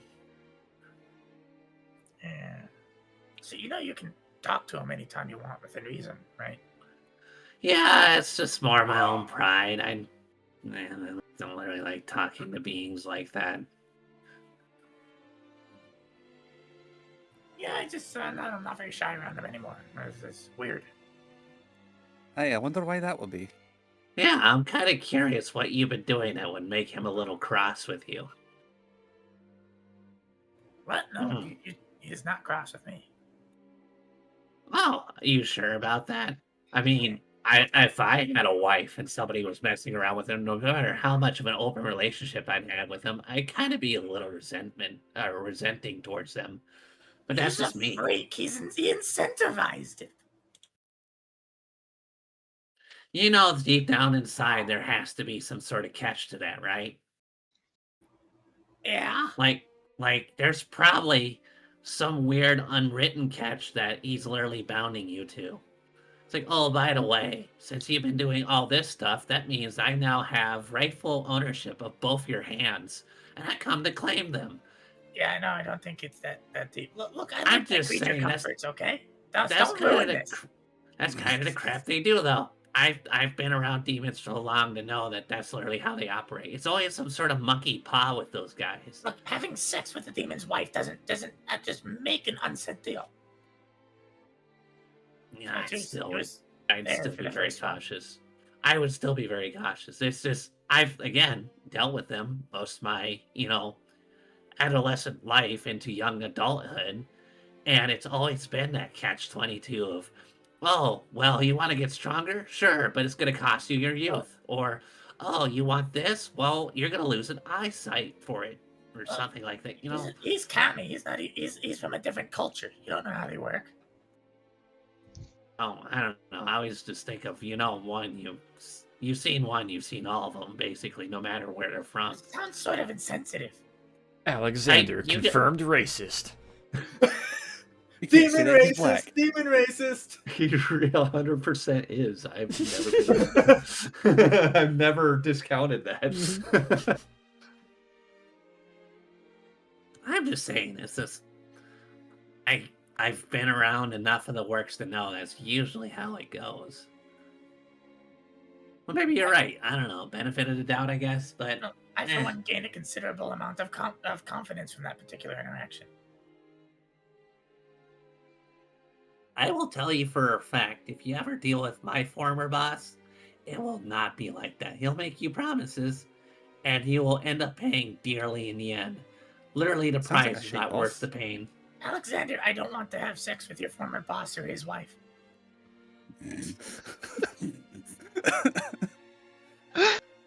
Out of character, he puts his two fingers together. What about one of his former employees? Get the deepest way. Oh no. Just full 40-degree head tilt squint. Just Meanwhile, that evening. Oh my. Oh my.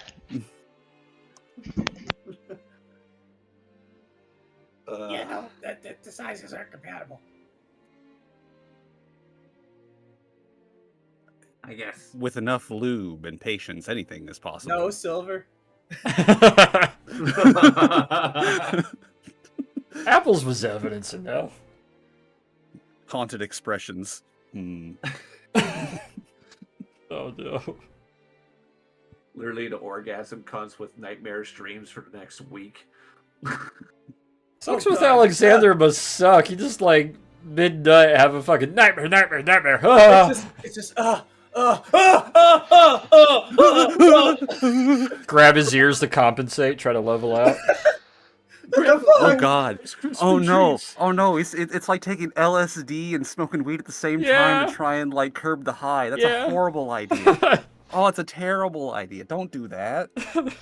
And it's like not even real horror. It's like really cringe horror.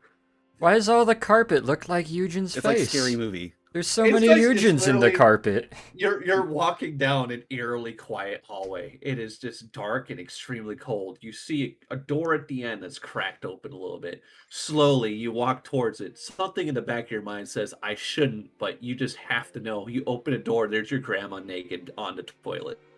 Horror. IRL, you're Jesus just having a Christ. seizure on the ground with your spine breaking 20 directions.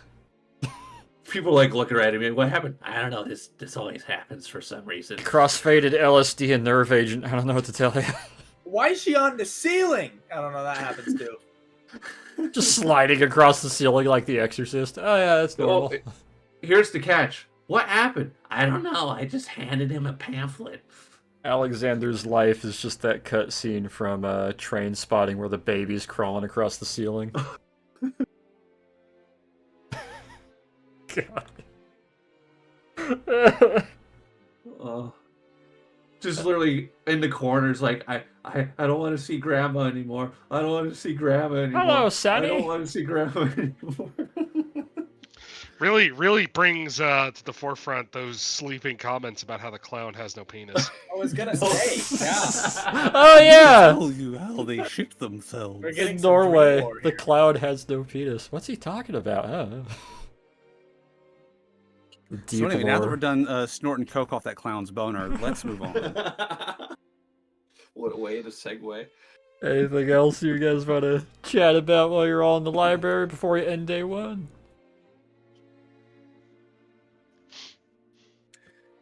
I guess I will call him tomorrow, maybe.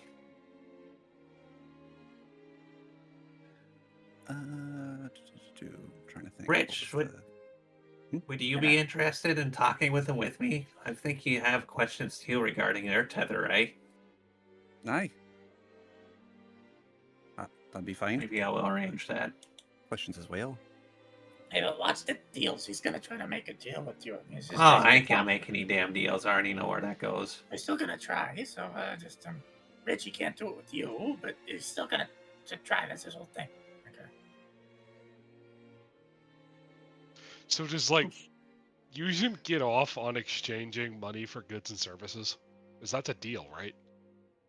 That's like a very low level, like, oh, a good business deal. That's like his heartbeat. That's like tasteful dudes. Yeah, that's his Does heartbeat. he, That's normal. Does he get a buzz from like getting a Costco hot dog? No. They're pretty fire. You can't discount that. You're at all. conflicting deals Kami with Ferengi. You know what? You know what? You just gave me a great idea. That is exactly what I'm gonna do now. That's going in quotes. I already know what's going to happen. He's going to look at me. He's like, Alexander, I want you to wear this little sailor outfit and be just adorable for the rest of the day. Pray I don't alter it any further. Little Cracker Jack sailor uniform. Ahoy! What the hell are you wearing out? I don't want to talk about it. Also, ahoy, me mateys. May I interest you in sailing the 7 seas with me Chocolate while eating dinghies? this hot dog? I'm gonna try to hit up the DC National Archives tomorrow. I'm gonna look through as much microfilm as I can. Ooh, you might see some ads for Piggly Wiggly. Yeah. If you do, unfortunately. please cut out some ads. I actually need to get groceries if we're gonna stay here any longer. Alexander, it's a microfilm. Oh, right, I knew that. Well, tomorrow I got a little more talking to do with those ordnance people down there, and so. Well, having you along, Alexander, might be a boon, if you don't mind. Afterwards, we can talk to you. Yeah, if you want to talk to Eugen, I guess I'll contact him and just let me know, and we'll go from there. Like a plan. Alright. Fanning over to day 2. The rest of the day goes by. You guys are able to get some food. You're able to relax for a while. Kind of condense some more notes after a bit. And make your way to the barracks where everyone's able to get some sleep as we enter day 2. Lauren, What? we've got 45 pounds of something called C1. It's some kind of very stable explosive. They told me it needs another explosive to trigger it, and also not to touch it with bare skin. Torn's just And then gonna they gave kind me- of like blink, like twitch an eye, and then like drool a little bit. And then they gave me some TNT to set off the C1. Weren't you the one who asked? 45 pounds? They just gave you 45 pounds. Oh. Okay. 45 pounds of C1, 15 pounds of TNT. Okay. Well, that's a lot. That's thank you. Both should be shelf stable for a long time, so we shouldn't need to worry about getting more. Yeah, we're just gonna have to remember to turn the dynamite every now and then. It's TNT, not dynamite. You don't have to turn it. It's the new stuff. Depends on your definition of new. I think it's from like 1880.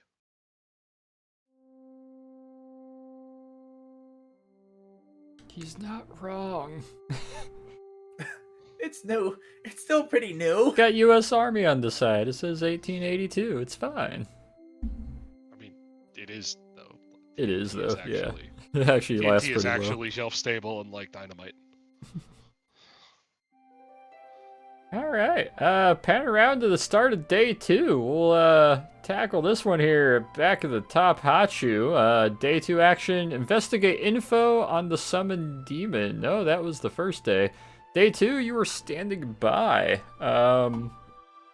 Any change or anybody you want to tag along with instead for day 2, or just make it a rest day? I guess I'll ask if any of y'all need any help with anything, or just like looking for stuff or anything. I was planning to look into the Flatwoods monster some. That's also what I was planning on doing. That's what I'm going to the archives for. I think I've mostly expended the resources available as far as official means, but there's probably years upon years of newspaper articles that might yield something. We are dealing with urban legends, after all. You could either do that, or you could head out west and try and get some detonators and blasting caps for the C1, so we don't have to use TNT with lit fuses. They said they didn't have any in stock in DC. I mean, that's a good sell. I mean, take some of the fun out of it, but it is definitely safer.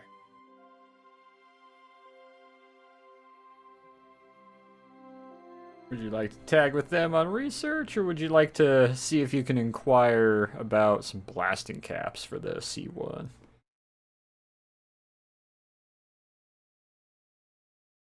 Or something entirely different? I'll help look into the monster. Alright. We'll add you to that search party. Let's see. Nikos, you're also going for Flatwoods Monster Research. Peter is also joining in on the Flatwoods Monster Research. Torin, let's see. You have no particular interactions for day 2. No. And you also wanted to research the Flatwoods Monster. Again, yes. Again. Alright, so all 4 of you, Torin, Peter, Nikos, and Hachu, I would like all of you to give me an investigation as you guys hit up the National Archives. Investigation. This is gonna be collective. Nice. Nice. Alright, good shit. Give me a moment to grab some notes here. Torin distracted by wondering how the the guy worst is. at this. All this stuff is up on high shelves. You can't reach them. That's exactly how every single one of our characters works. Like, honestly. It's hilarious. Nikos is like, oh yeah, here it is. Yeah, meanwhile, Torin just distracted by trying to make sure he's, wolfing down all the Salisbury steaks that seem to be following them all the way from the base. Some kids. We're not even on Yeah. base anymore. Some kids making noise in the archives or something. He's just mad dogging them the whole time. Glare of despair and disapproval. Kids these days. Why I oughta. When I was your age, I was already just assembling a whole ass fucking vehicle. I don't know why the fuck you can't figure it out. You're like, what, 12? Jesus. Has a giant lollipop and be like, yeah, and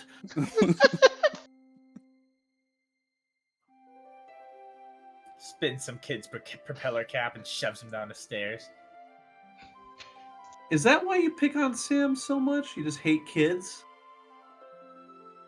Damn. No, he doesn't hate kids. He just treats kids like adults. The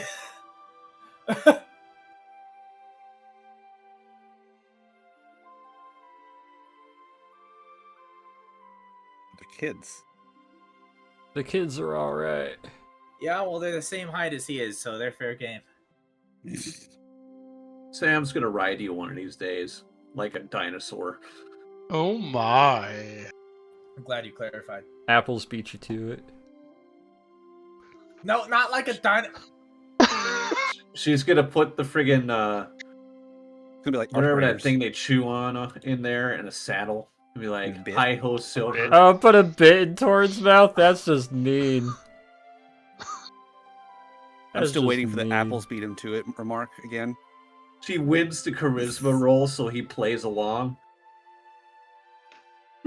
Yeah, don't bet on it. Your I collective... kind of want to do that now. God, do it. The collective role. Torin, you're a little bit finding yourself frustrated as, for an urban legend, any official government source seems to really discredit it, and the most you're able to find is a handful of newspaper clippings and what is essentially the 1937 equivalent of the one semi-serious, article underneath the funnies of a newspaper in, bumfuck nowhere, Kansas City. That's about the extent of information you are able to get about this guy. What you have read, you find out the government knows almost as much as you actually know about it.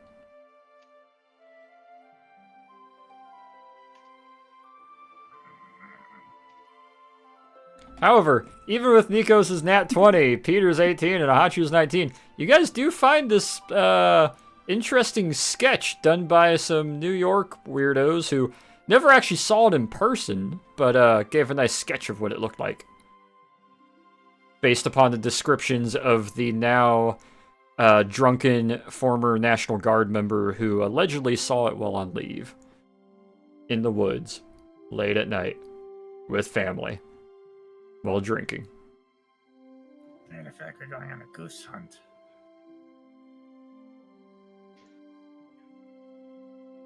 Did I miss someone? I missed James. I didn't send it to James. I apologize, James.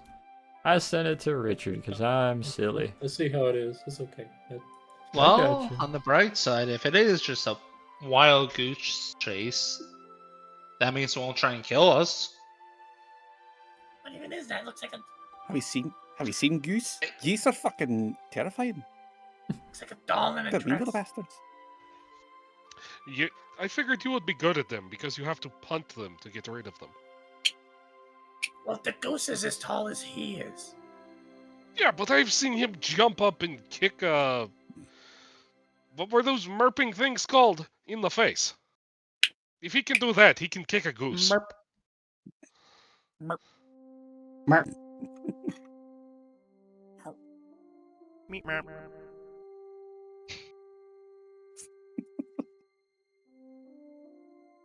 I guess we now have a sketch to go off of, which is based apparently on the drunken testimony of a National Guardsman. That's This, this looks like one of those things from one of those what are those Detective Comics? This looks like something out of that. It does. something tells me that if this is real, this is a very crude representation to such a degree that it likely hasn't captured its likeness.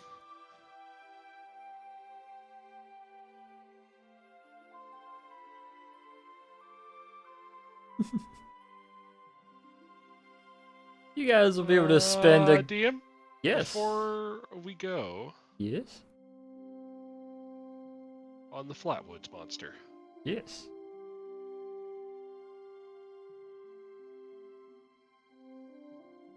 Ooh, legend lore. Oops, I meant to close it instead of sending it again. Okay, damn, you're hitting me with the fucking... The Apple secret spell, okay, shit. And you're thinking specifically on the Flatwoods monster, or what is the phrase On the you Flatwoods are monster. officially using? The Flatwoods monster? Okay. Okay, I'm not too out of date for that. The first publication to take the comments was in March of 1937. So Yep. You're I'm on... still clear. Yeah, I know. I'm pretty clear. on point. I was also looking that up too.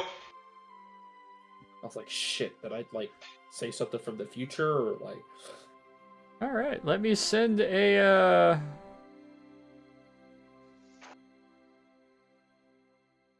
Let me send Batman was in a 39, so thing. we can't make a Batman reference quite yet, but Who was the first DC character? I don't know, DC wasn't a thing yet, so well, Detective Comics. That's what DC is. sort of. I mean, what we know refer to as DC is not a thing yet. So Yeah. Probably Batman, because 39.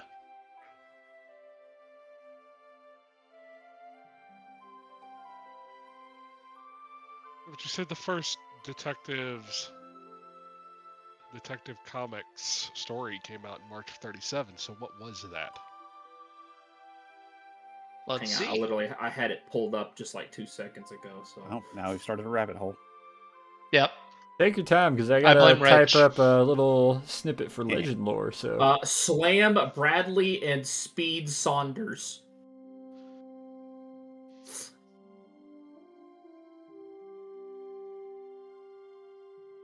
Private detective.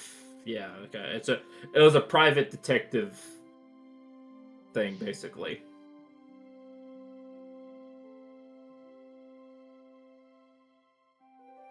Name is Cyril Speed Saunders.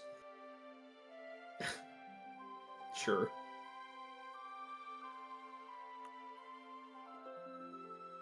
I mean, that is kind of where they established the whole bit with Gotham.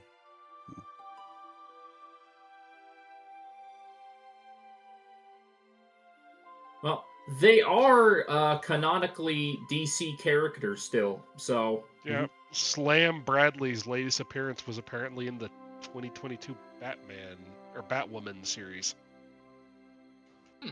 Oh yeah, the one that got canceled Yeah. after 8 episodes. Yes. Imagine that. It actually got 3 seasons, apparently.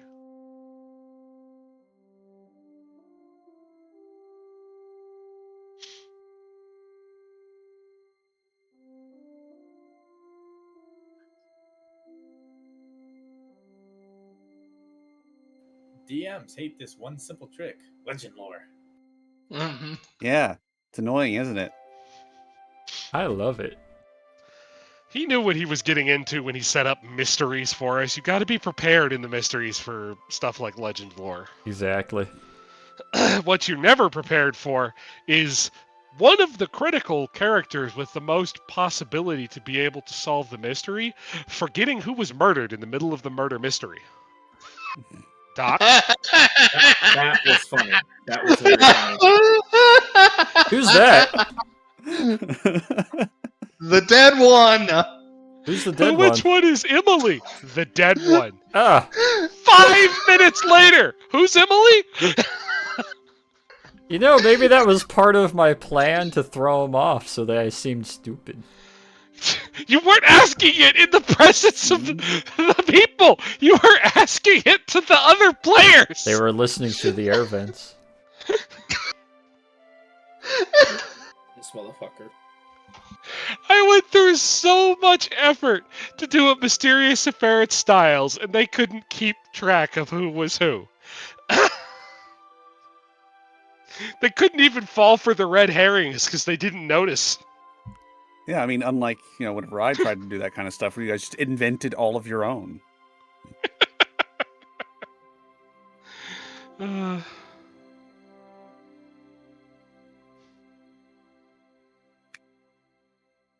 True. Look, man, you shouldn't have mentioned the, You shouldn't have mentioned the landslide, yeah. Yeah, I mean, it was an event that was happening at the time.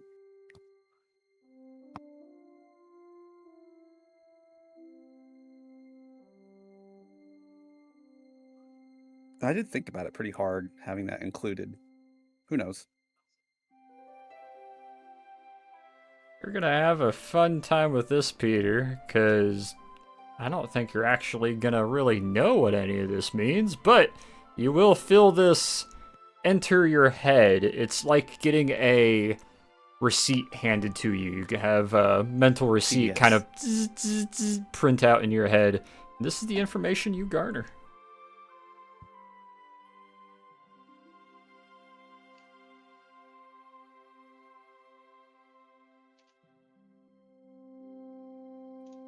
Ooh, 19, okay.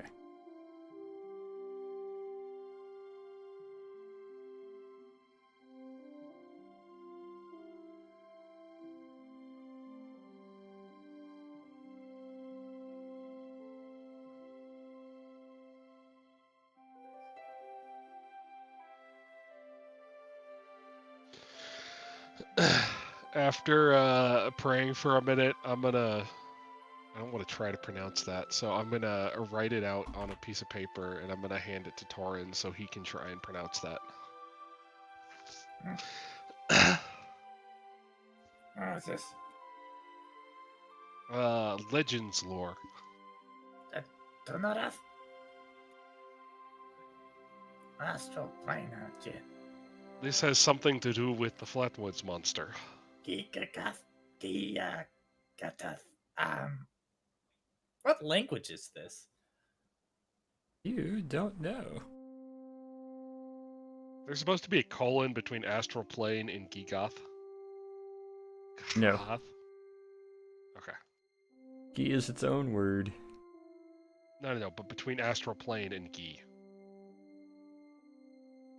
Is that the astral plane is Gigath, or is that astral plane Gigath as one thing? Astral Plane Gigath. So that's all one thing? Yes. Okay.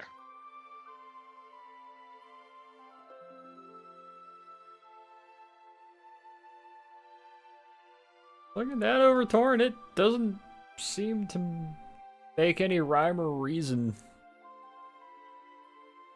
Wait, you use Legends lore, and this is what you got. Assembly. 1334088T. Well, before you These get too turned coordinates? to Alexander, maybe? Have you, I guess I'll post this in in-game images. Alright. We need like an in-game info thing.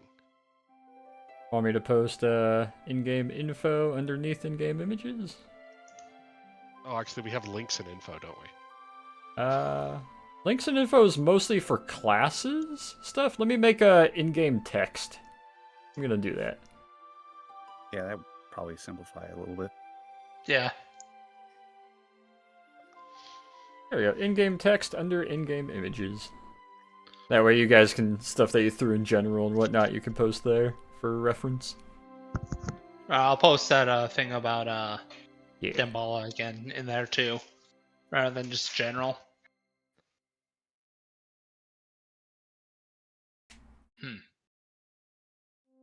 The four of you, I imagine, are like looking over at this slip, just, heh.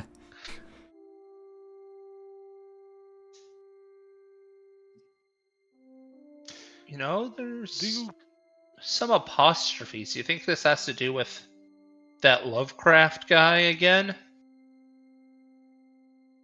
Well, this is like American legend stuff, right? That's do you think? true. Do you think the moth dragon lady would have an idea? Maybe? Maybe we should go ask.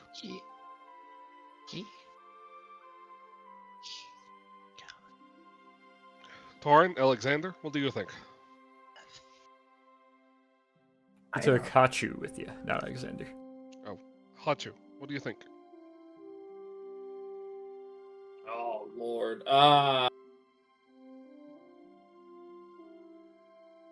It's possible. Y'all are a lot better at the whole connecting everything than me, so.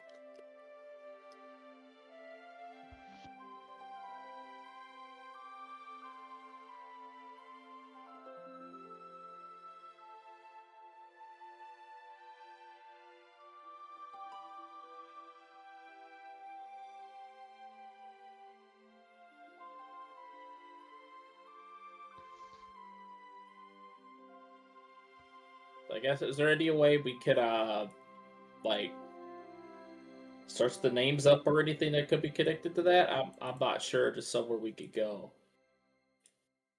Probably not here. Maybe back at base, but I don't think these are names. Oh jeez. I don't think we're gonna find anything on Earth.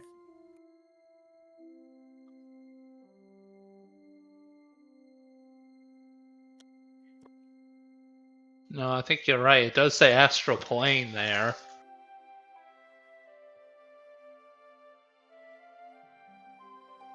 It'll be No, real simple, isn't it? I get that, but do you think we could find something more from talking to the moth dragon? I mean, she is from kind of that region and has been there a long time. It'd be like asking a local expert.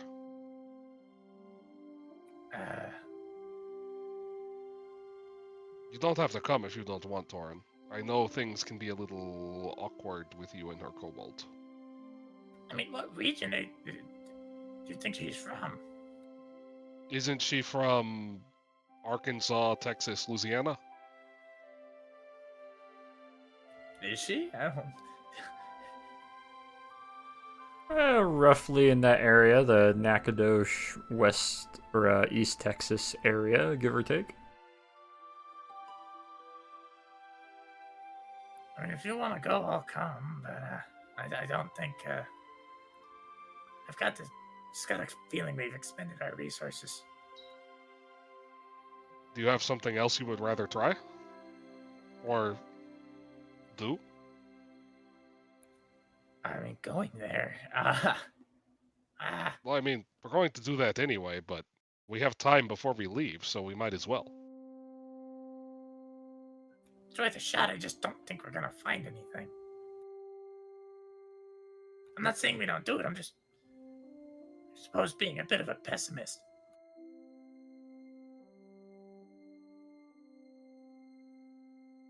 I mean, I say if we don't have anything else to do, might as well.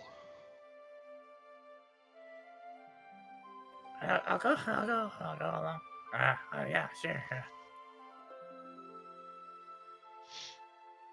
So the four of you are gonna make a trip from the archives back to OSS and see if you can get some time in with Miss Moth Dragon Ravagore. Yeah, I can't remember. Her Yes. name's Ravagore, right? Or Yes. was she going by something else for ease of speaking to? I'm going to double check just in case, but I believe she was going by Ravagore. I'm gonna double check here though, just in case. Let's see, Signals Battalion.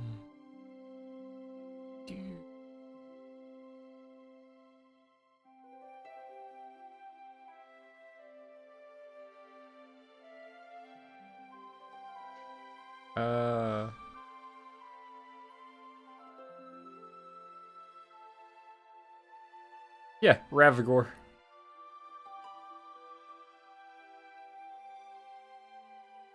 Okay, yeah.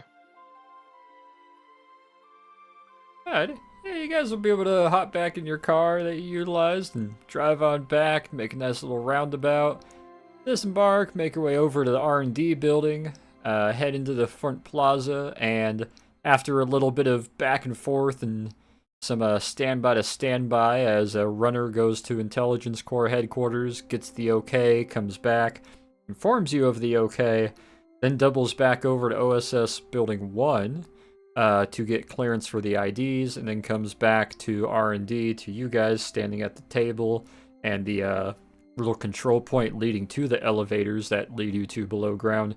They finally give each of you a now permanent, at least you four, a permanent little kind of like large ID card that hangs from one of those dog tag necklaces that you're each able to put on, that anybody that is to lanyard, anybody that is able to use the elevators has to have on. With that, guys are able to walk on over, hop in one of the 3 elevators, and boom, take your way on down. Goes down a few levels, opens up. Same hallways as you're familiar with. It just seems like they cut off the main free access and made it 2 layers of control points that require elevators to get down to. You're able to walk past the control point, wave your badges, quickly ask where Ravagore is. They point you to it, make your way through. You see a couple other scientists and some higher military personnel and likely R&D and things of the sort. And you're able to open the large, almost vault-like blast door that wasn't fully locked. Step on inside to the giant missile silo records room that's about 8 stories tall. And you see, once again, a mass of first-gen quickly spawned kobolds dashing to and fro, pouncing about, going after this, going after that. Another one that just seems to be taking a nap, passed out over like the 3rd-story guardrails, just kind of hanging over. A few papers here and there getting lost in a collection kobold running out with a little grippy claw arm reacher trying to grab the paper and bring it back. And you see the large, about 8 foot tall, bordering 9 foot tall, white and gray, moth-like dragoness, dragonborn standing there who turns and gives a somewhat surprised but tired nod. Ah, it's you again. What do I owe the honor? Local urban legends. Come again? I mean, I don't think it's gonna go anywhere, but our father here thinks that, one of my, Peter, that, No, we didn't actually hear what you said, like literally. said local urban legends. Well, I think I can help with some of that based upon how well archived it might be. What in particular are you asking?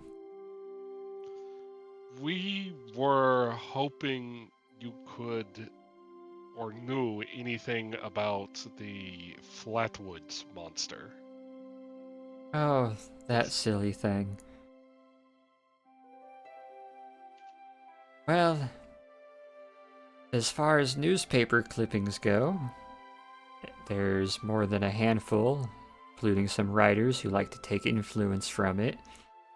Write a few articles, and they gain a little bit of monster hunters and explorers and pseudo historians who visit any one of the 8 Flatwoods to see if they could spot it, or ask the locals who allegedly have seen it in person. And every time a national newspaper goes out, the story gets more and more construed. Nice way to start. I believe the legend started, I want to say it was around 1850 or so, was the first local news article that a National Guardsman and some other family members spotted the large metal creature swooping at them from a tree line. After that, it reached statewide, and then it reached regional, and then it became a national mocked sensation. Majority of the attention it gets is usually in a mocking or sort of grieved tone of making fun of it or entertaining the idea. So you said metal. The description that was given was a large metal flying coffin with a owl's head. Another description did describe it as wood. Another description said it had wings and seemed to be a moth-like humanoid. Another description matched that, but much further, and said it was only a moth. There was also a description a little later in the, I would believe it was the Virginia Flatwoods, where a 20-foot wingspan moth was spotted. There was also rumored reports of a handful of owls who had red glowing eyes instead of the yellow or white in the same area that the Flatwoods monster was spotted, or as a lot like to call it, the Phantom of the Flatwoods, seeing as for the last year it hasn't restrained itself to just one Flatwoods anymore. Obviously we wouldn't be asking if we didn't have some sort of attempt to put rumors to rest. Given you seem to run a fantastic aggregate operation here, is there a chance you could perhaps get us some of the most recent and applicable pieces of information that seem to hold water? There haven't been any new articles or sensation about it, except maybe 3 months ago there was rumor and talk about a family being swooped upon by the same alleged monster in Flatwoods, Kentucky. I believe it's known as Advance. How's Advance? Thank you. Advance, Kentucky. Yes. Well, that's If you're looking for concrete evidence on something considered silly and laughable, That's about as much as I can give you.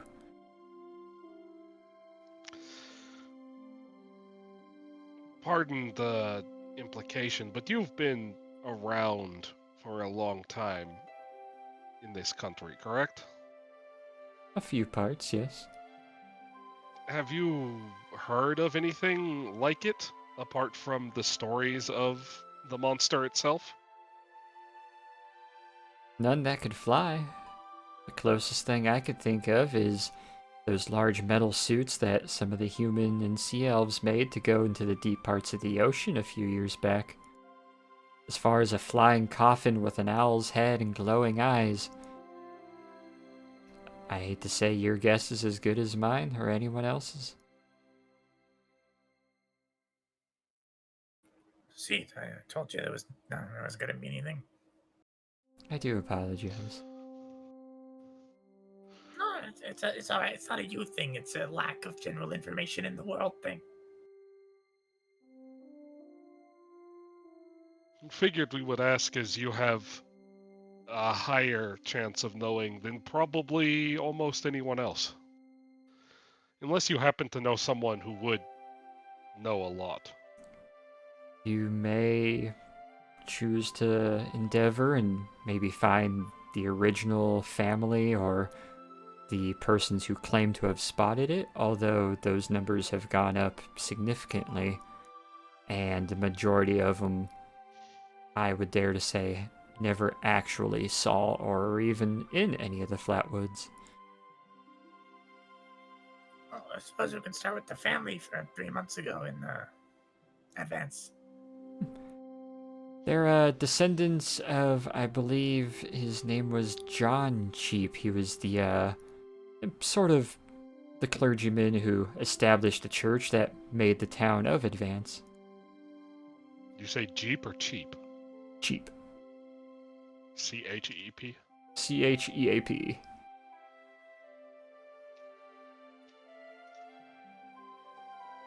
I believe the town was known as Advance, and then they renamed it to Cheap for a while, before renaming it to Advance. However, there have been workings very recently to rename it to Flatwoods. Some would say a town named Flatwoods is what could perchance bring about the Flatwoods monster. So much so that I believe a town in California and one in Washington State also renamed themselves to Flatwoods in a hope that maybe it would visit them. Wait, does that merit actually hold any weight? Well, Are towns named Flatwoods before the sightings or after? After? Towns that have... The original town that it was spotted in has been named Flatwoods since there was even its first building. The current town that it most recently seems to have been inhabiting and harassing was built only in the 1840s. However, with its recent name change and the recent spotting, it's only given a little more scuttlebutt to perhaps it goes to places named Flatwoods only. How would it know? How would it know? You see a genuine moth-winged shrug. So, how long does it take for it to show up in a place named Flatwoods? If we go by verifiable stories and sources, anywhere from a day to 20 years. So we can't just go stake some land and name it Flatwoods and wait for it to show up. I was thinking the same thing. You see her scratch her cheek for a moment. I mean, that might prove as worthwhile of research as visiting the most recent town. If that one dries up or doesn't yield anything, that might be a worthwhile shot.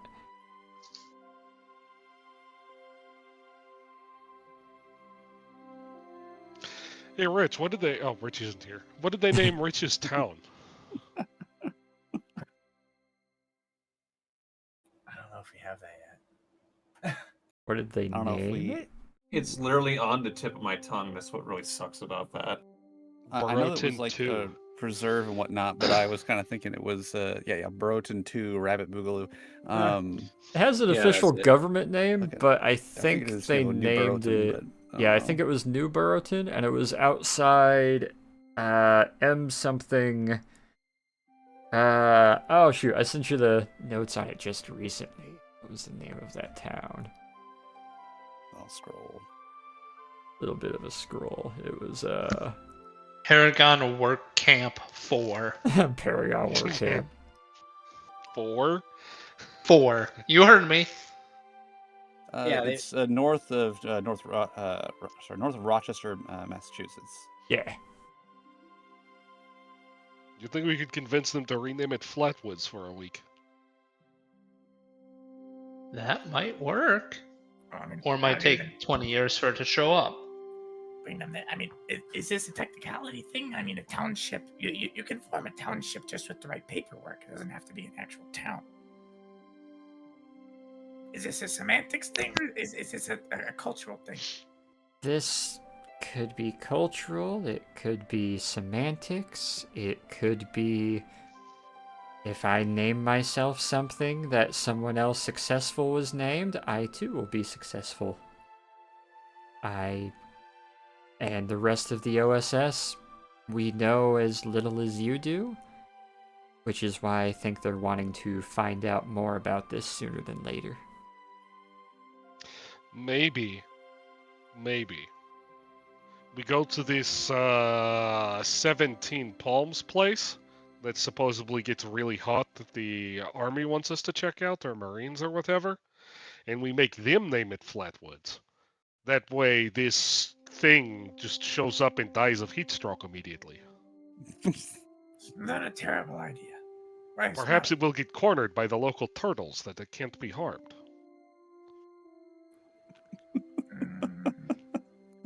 Punch you in the back of your sack.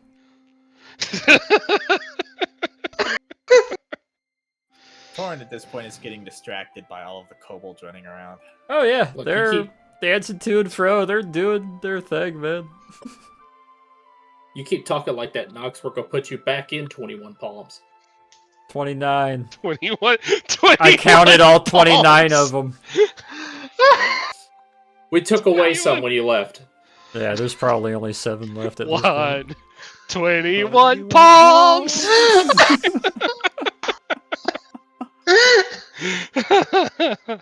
Eddie, Feed them. well, they've been really good about acquiring a lot of beef. The military-industrial complex. Quite a few cows per day. They eat well. Well enough, at least. I mean, there's what? 300 of them? Last I counted, 432. See, that's not that much when it comes to rationing. I apologize I can't help any further, but hopefully you have a lead and direction to start looking into this. I know this has been coming across a few tables repeatedly and laughed off each time, so it would be nice to be able to close this if you do find anything. I would suggest It going seems- to Flatwoods, Kentucky, and seeing if anything holds up. Honestly, your theory of naming a town and putting a watch on it might also yield fruitful.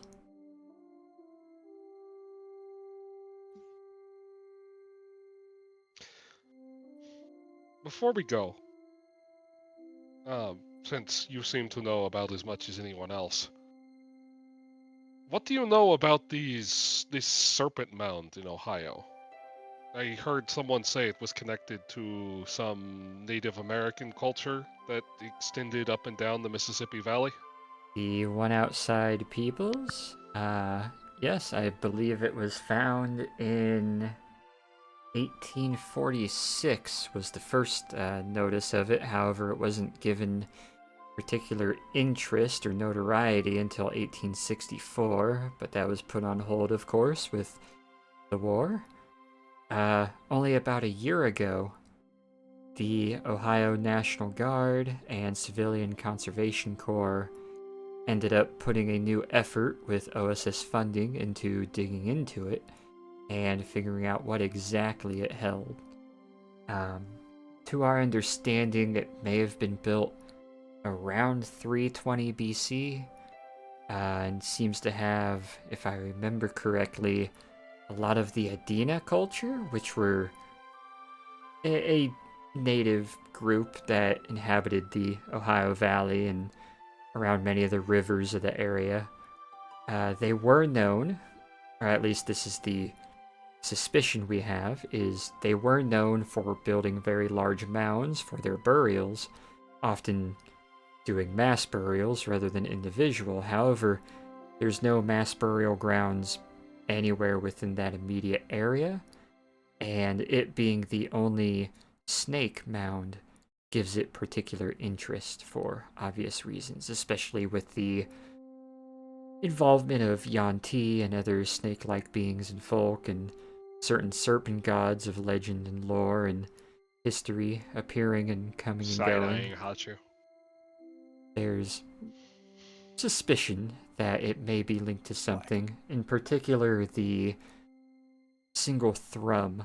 There's a 2-second thrum of moving earth coming from underneath it for the last long while that they've been attempting to dig down to listen to.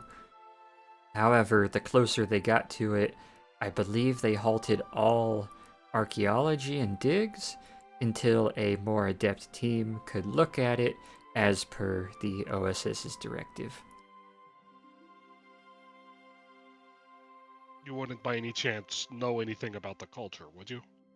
Unfortunately, almost everything about the culture, other than what little bit we have found in different archaeological finds, has been relatively removed.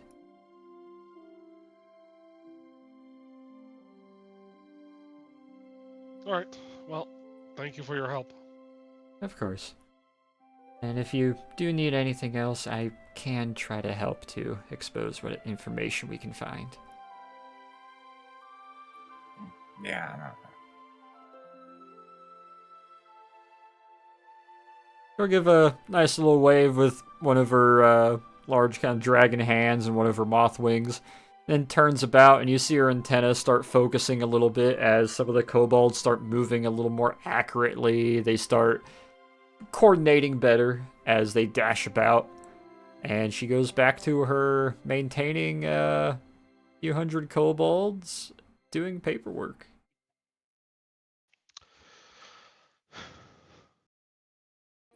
You guys can head off. I need to observe this a bit more. This is.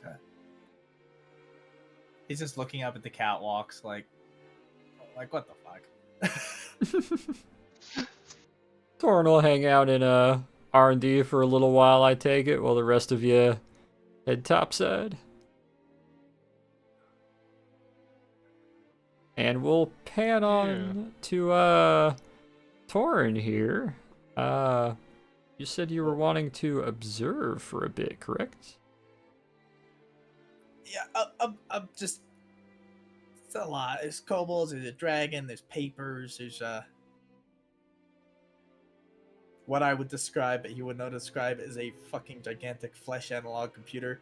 Essentially, yeah. That's pretty much how it's working, with a whole floor of kobolds and the kind of missile silo setup, all writing and scribing, another floor all organizing and stacking papers, I hope they're another running floor binding books. I hope they're running a raid array to make up for packet loss. Shut the fuck up. Damn. Look, there's kobolds dropping papers, okay? You do see some with the extendo grippy arms that try to catch what papers they can, which only there's leads to a packet bit of loss the in this system. confusion. There is definitely, like, page 18 of 3 of the 300 manuals might not be there.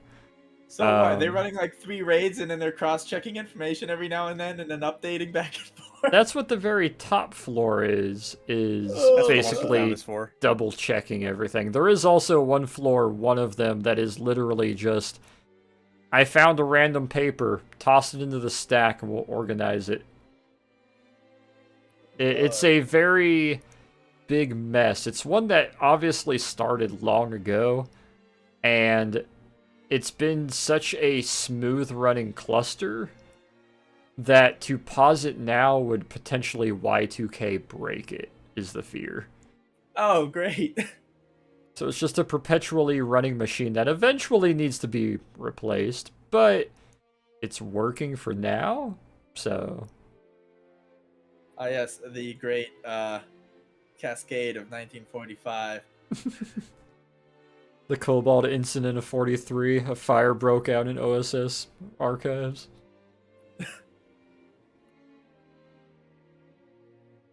But watching all this organized chaos and her managing it from her semi-pedestal position in the center, it almost looks like she's sleeping at some points as she's focusing on just the sheer workload of the entire OSS of the US and some of the UK's correspondence, and making copies of bits to come and go and get sent to elsewhere and be put into top secret envelopes to be shipped away. But anything in particular you're wanting to do or obtain, or? So, do you like control them, or? One of the large moth eyes opens. She looks over to you briefly. I control a few of them who micromanage the remainder. So, you've got varying levels of intelligence, I suppose. More so, I speak through the managers and the leads who direct the others of about equal intelligence. Oh my God, you created verbal, a corporation. Like, is there autonomy here, or is it just... If I release a few, they'd be free to go about on their way, although their intelligence and ability to do such might be a little lacking for what you would be used to. No, I mean, I've seen the kobolds in Egypt. I mean, do they retain the information that they were, I mean... I learned that it was bad for them to retain information over any period longer than short term, as after a while they tended to start mixing documents, especially the scribes, would start writing ledgers and information from something they had written a week ago, and you can understand how that would be bad. So their knowledge is relatively short term. I'm not sure how I feel about that. It's I think not... I'm just having a bit of an existential moment. It's not disabling, and also, you should feel a little less existential or worried about this, as, in no offense, you are a third generation or third wave kobold, as they call them, correct? Yes, but this could have been me 200 years ago. Well, to be rather frank, this was almost all kobolds. You're a very recent adaptation and evolution of kobolds with their own direction and guise, whereas the overwhelming majority were exactly this. Some dragons, to my understanding, would allow them more autonomy and planning and strategy, if only for a military or defense of the hive purpose, but this is largely what most were. Well, yes, I know. Just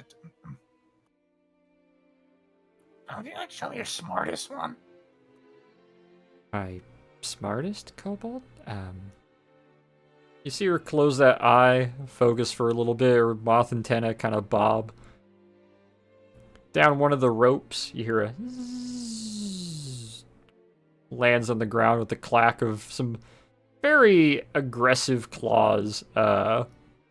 These kobolds definitely are the almost bordering fuzzy kobold style, but with no actual fuzz. She has made them exclusively for purpose of information and movement, not for fighting or longevity per se. However, they do have enough build to them to be able to maintain doing this for 10 to 12 hours a day, every They day. got them non-paper tearing claws. Yeah. It's the ground from the rope.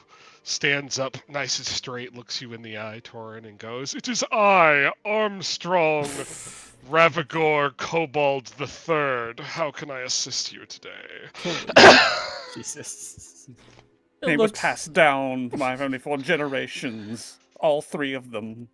It looks to you standing, albeit slouched, about 6 to 8 inches shorter than you at the top of his horns. Steps forward, wearing kind of, dare I say, mechanic coveralls? Those light blue mechanic coveralls. Steps forward towards you, looks you up and down, looks over towards her, looks back to you. Excuse me. Looks back towards you. Hi. Hello. You know, you could the posture. You'd be taller if you. You're big for your species, but you're okay. Looks down at himself for a moment, twists his head around to look at his side, raises his tail up and down a few moments, slowly starts to straighten his back, starts to stand up a bit straighter. You realize he's about an inch, maybe half-inch taller than you, as he tries to maintain your posture and stance. Why is he so big? So she said. He looks over, gives a small smile. These are normal kobold size. At least how I've always created them. And historically, they're not this. Like, I am a big kobold. He's a really big kobold. I tried to adapt them and make them capable of doing this kind of work for a prolonged amount of time. To my understanding, these kobolds are rather small on the kobold scale for what most dragons would use them for. I think we're fundamentally disagreeing on history.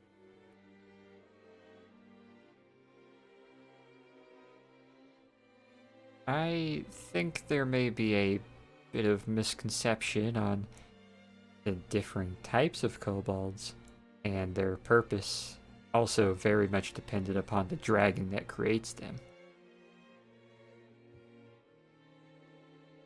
Yeah, I suppose. Does he say anything more than hi? He's just looking at you flatly. She shakes her head. I'm actually rather surprised he said that. Usually it's mostly chitters and barks and noises to each other to convey what they need to.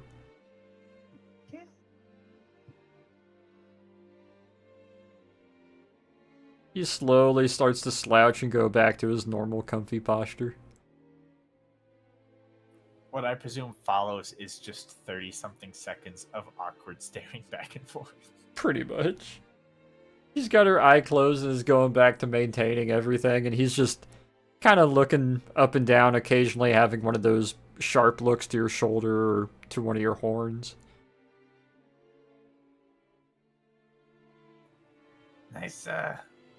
Nice weather we're having. A small, kind of dog-like happy smile. Just, ah. So how are the pickings around here, brethren? Low fellow children. Blinks once very slowly, tilts his head a little bit, not quite understanding that. You seeing anyone? Looks down to his chest, looks back up to you, slowly pokes you in the chest. No, that okay. Draws his hand back. I think I'm gonna go now. He gives a nice, very pleasant, happy smile. They're not seeming to be abused or beat, but they are in a relatively simple state. She waves her hand lightly. He turns, walks back over to the rope, and just using only his front claws, just starts climbing his way back up the rope to the 4th level, climbs over the railing, goes back to work. I can see into perhaps making them more conversable, at least among the organizers and the leads. Should others wish to have a conversation with them, that would likely be smart. I mean, I just feel like you could maybe perhaps achieve slightly better levels of autonomy if at least you allowed some of the higher ranks to be a bit more hands-on in the process. I mean, I'm a kobold, so I know, but that's just still there's a capability there which is achievable. I mean, I could. Well, I do agree. Not all dragons create kobolds the same. Were I perhaps a greater dragon, I could use my magic to adapt a handful of them to be instantly more capable of being smart and conversing.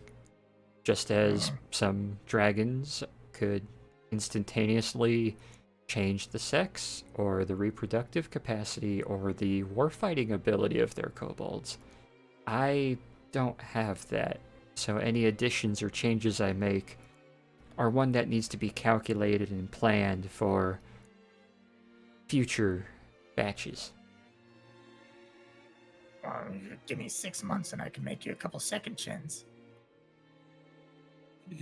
There is a short look over and a splink. Okay. I need a dex save. Oh god. Why am I rolling a dex? 25. Nice.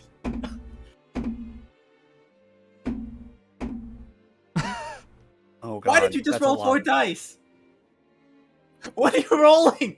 As she blinks to you, a little bit awestruck. She's not off-put by it. She's just a little surprised, like, that's an offer kind of look.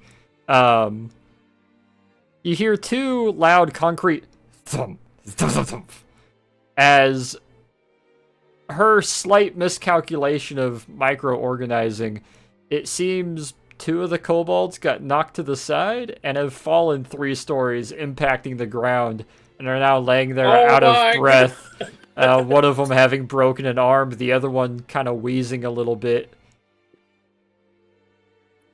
Yeah, you know that's. Hey, you good? Hey. One slowly starts to get up, gets its feet underneath it, stands up, walks over to the other with a little bit of a crick, starts to kind of peel him off the ground. You're hearing some cracks, and they're starting to groan. A few of the other kobolds echoing groans and barks and yips. She reaches a hand outward, her wing fluttering just a little bit, as you can see the magic wrap around them and heal them. They still look a little, like, winced, like, ow, we just got hurt. But they do have small smiles as they are healed, and after a few moments, give each other a short, kind of crisp nod, start walking over and start slowly making their way up the thin spiral staircase that winds all the way up. You see her just shake her head lightly side to side for a moment. They wouldn't do that if they were smarter, I'm just saying. Once they were healed, they understand to go back to work. On your offer, perhaps that can be arranged. I understand the second team, as well as third and first, are on missions, or you will be going on mission. So perhaps when you are back at the compound, I would be happy to indulge the idea of that. He's just standing there slack-jawed looking kind of stupid now. Is that morally right? I want to say it leads to a good end, in the same way that 2 first-generation kobolds ended up making you.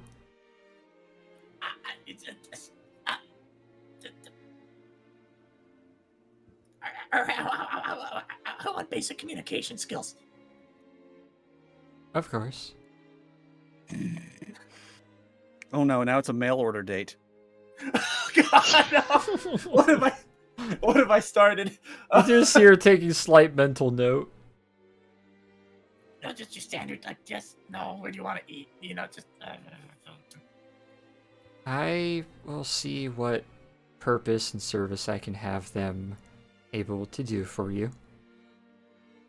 No, it's not a service, it's not a purpose, you're making it weird. You That's the one that offered. made it weird. Well, yeah, but, you know what, well, yeah, okay, yeah, I'll just, yeah, well. Her brows raise a little bit, a somewhat knowing smirk. Turns her head, goes back to managing the kobolds. Yeah, he's just gonna awkwardly shuffle back to the elevator. You're able to walk your way out to the hall, close the vault door, make your way down the hall, back to the elevator. Eventually get up to the ground floor and make your way out into the outside, where you do see the other 3 walking along. You'll be able to join them. We're going to pan on over to Richard and Alexander, who I believe, day 2, Richard wanted to learn about ordnance more and pick his brain, attempting to roll at that again, and Alexander wanted to hang out with Rich and also look into conversing with Eugen, which Richard also echoed. So, we'll pick up with you 2 guys after breakfast, maybe lunch. You find yourself walking around one of the parts of the commons. Rich and Alexander, where are you guys looking to go? What are you looking to do first? Alex is just kind of following along or guiding him around the campus if he needed to go anywhere specific. All right. Okay. Yeah, Rich, I mean, getting breakfast first, obviously. Oh, yeah. 100%. We're going to have some ham. Oh, hell yes. Are you So gonna have what you ham, do, or are right? you gonna have Salisbury steaks show up next to you? So what you do, right? Check this out. So you come over here, you get the sourdough. It's already buttered. It's great. And then you come over here, you get the ham. And then they got these little tiny, like, folded omelets, right? And this one has cheese in it. So you grab one of these, and then you make yourself a sandwich. It's an egg and ham and cheese sandwich. It's amazing. There is a high Mind elf. blown. There is a high elf in a U.S. Navy, like, dress white, sitting there, looking over peculiarly at the goat and the rabbit, both getting plates full of mostly meats. So, fun fact, that is actually a trick I learned in basic training. You get the cheese omelet, the ham, and the sourdough, and you make yourself a breakfast sandwich. It is the greatest hack ever. It turned everything into a sandwich. Yes. It's great. Best decision ever. You squirt the peanut packet in between the 2 plain cookies, and you eat it. Yeah, Rich I remember the did all first of time I did that, one of the guys at the table looked at me, he's like, You're a magician. Just Got a jaw wizard. drops. But where do you get a sandwich? How'd you make? Where'd that come from? Well, 100%. They're like, wait, what? It's like, yeah, you just get the ingredients, you do it yourself. Like, I didn't think of that. Why not? I didn't think we're allowed to. It's like, Staff what? Sergeant, he's got a sandwich. Get down, he's got a sandwich. I'm just saying. I never had the time to do that. What do you mean you had time to make a sandwich? You get 30 seconds to get your food and finish No, eating. the Air Force get 30 minutes. No, actually, we had 10 minutes. Oh, 10 minutes. What Oh. a how fancy! It's Practically a because 5-star meal. I Come here, went in, recruit, right, you nasty when little I- grubby thing. Get your fucking cake. Get your cake. Yeah, you're in that cake. You did so many Private, you Get better that get to cake. that fucking line, or I swear I- to God, I'll shove the dinner when tray up I- your ass. When I went through basic is right after like all the Air Force moms were bitching and moaning about, oh, my son doesn't get nutrients, and then Big Air Force saw that, well, we are throwing out a lot of food. Maybe they're on with something, and that's why they changed it. Our MTI told us all about it. He was bitching about it. It was kind of funny. You used to get like a minute max, but now everyone had to complain about it. The Air Force wastes too much food. I mean, Yeah, I guess it makes sense. in all fairness, cutting down on food wastage and, helping prevent, a lot of nutritional deficits caused by speed eating rather than actually eating like a normal person, because you have to actually break down and masticate your food for it to digest properly. But I digress. Right. I'm sure to get like an hour and a half nowadays. I heard new like basic training since I went through is so babied down that it's beyond the joke at this point. Yeah, it's like that every generation, I feel. With you guys walking about, Rich, you're able to find the one of the armorers or one of the ordnance officers and ask around, and after a little bit of cause and effect and asking and waiting, you are able to find your way to that corporal once again, who is very quickly tasked with, well, go on and teach him. And the three of you will be able to step to the side, likely in the chow hall somewhere, sit down, and kind of rinse and repeat what was done before. We'll have you, Well, this is going to start in the chow hall, but like he's going to insist on like on like getting some proper like into it moments, especially since he's got someone there who can speak his language, so to speak. Yeah. No pun intended. Give me intelligence with advantage and a history. Watch me roll 2 4s. Hell yeah. Hey, 4 + 4 is 8. Yo! Fucking called it. Just about. I'm impressed. I'm also impressed. I am so impressed. Rich is not that meant to have explosives. that I think I am dice going are to reload the speaking. page, because this is some kind of fucking bullshit. Well, it Like- explodes. What has it explode? Hold on here, let me try. But wait, no, that's cheating. Fucking- Oh no! Oh, don't make me laugh, dude. The room will start spinning. I'm imagining Rich's fucking face from Bloody Show just. All right. Well, that's Alright. not right. That's cheating. Unfortunately, even with I told you, Alexander, 2 4s. 2 fucking Yeah. 4s. even All with right, I'm gonna- Alexander, I'm gonna take a minute. go for it. Even with Alexander helping, unfortunately, Rich is not able to learn more about explosives than what he was able to learn and maintain yesterday. It may take a little more time working at this, perhaps in the field or directly, for him to really get a proficiency with, gain any sort of proficiency with explosives. It may be beyond him at the moment.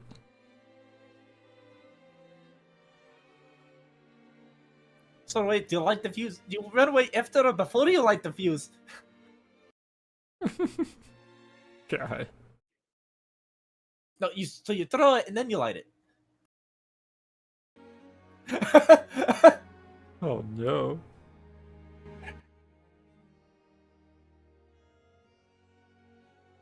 Damn. God. Well, with Somebody that, screenshot that. yeah. With that not quite panning out for the day, you guys do find yourself approaching the later evening. Would the two of you like to try to reach Eugen and have a word with him?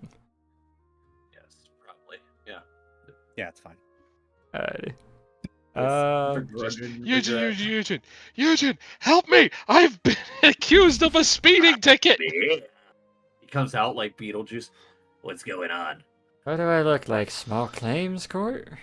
I've been accused of a speeding ticket! Did you do it? Yes! But, like, you're Oh my my lawyer! You need to get the sound clip from Better Call Saul. Every time he pops up, it's just that jingle. Bow, bow, bow, bow. Where about you two gonna go when you try to summon him? I Jail. don't know. Do we have an office? There's probably a private office in the barracks somewhere on your guys' floor. You just take over some random guy's office, like, who are you people? Why are you in here? Why is he a goat? We don't even say anything to him. We just grab him by his wheelie chair and wheel him out into the hallway. Hey, stop it! Hey, it was funny at first. It's not funny anymore. Stop it!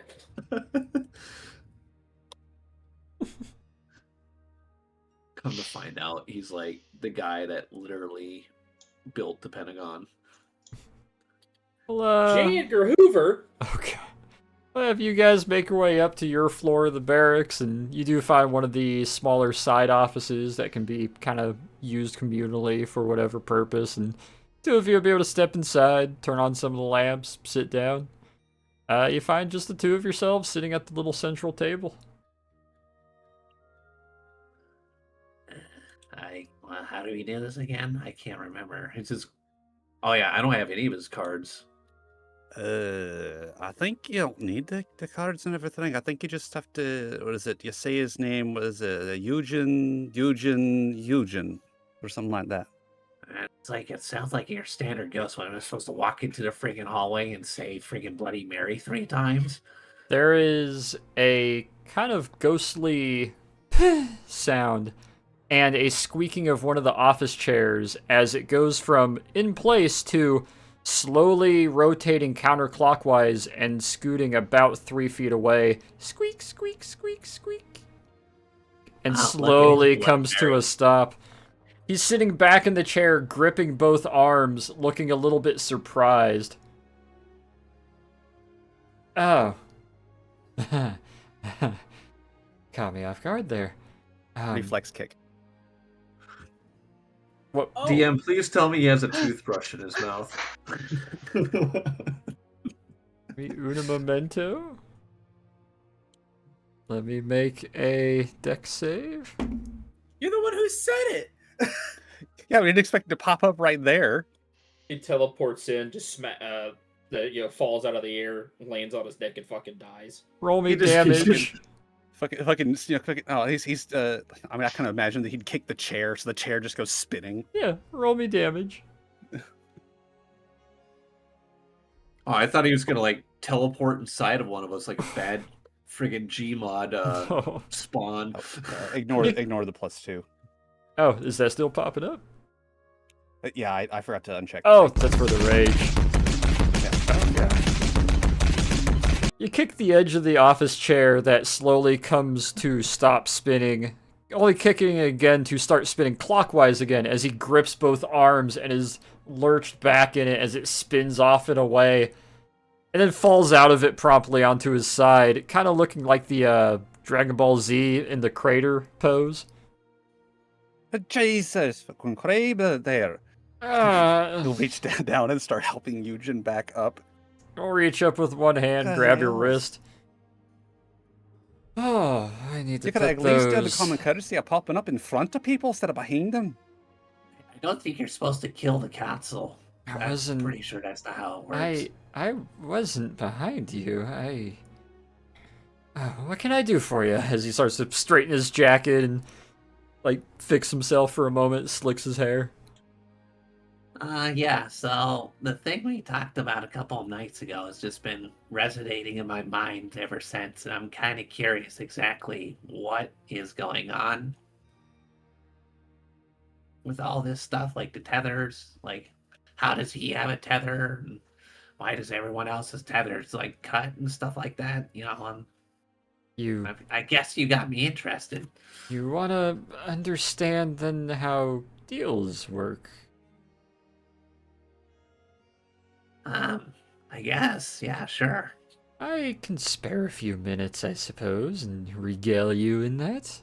He'll pull the chair back forward, sits down properly, cups his hands in front of him, rotates the chair just a bit to look to both of you. You see one of his tails kind of whipping side to side. I am a kami, much like a demon of your realm, or sort of like devils of this realm. who can make deals and barters and trades, and often utilize souls, although us kami tend not to use souls as currency nearly as much, not unlike devils and demons and some fae, or even some fairies. Even powerful wizards make deals, but we kami make deals with actions, promissory notes, barters.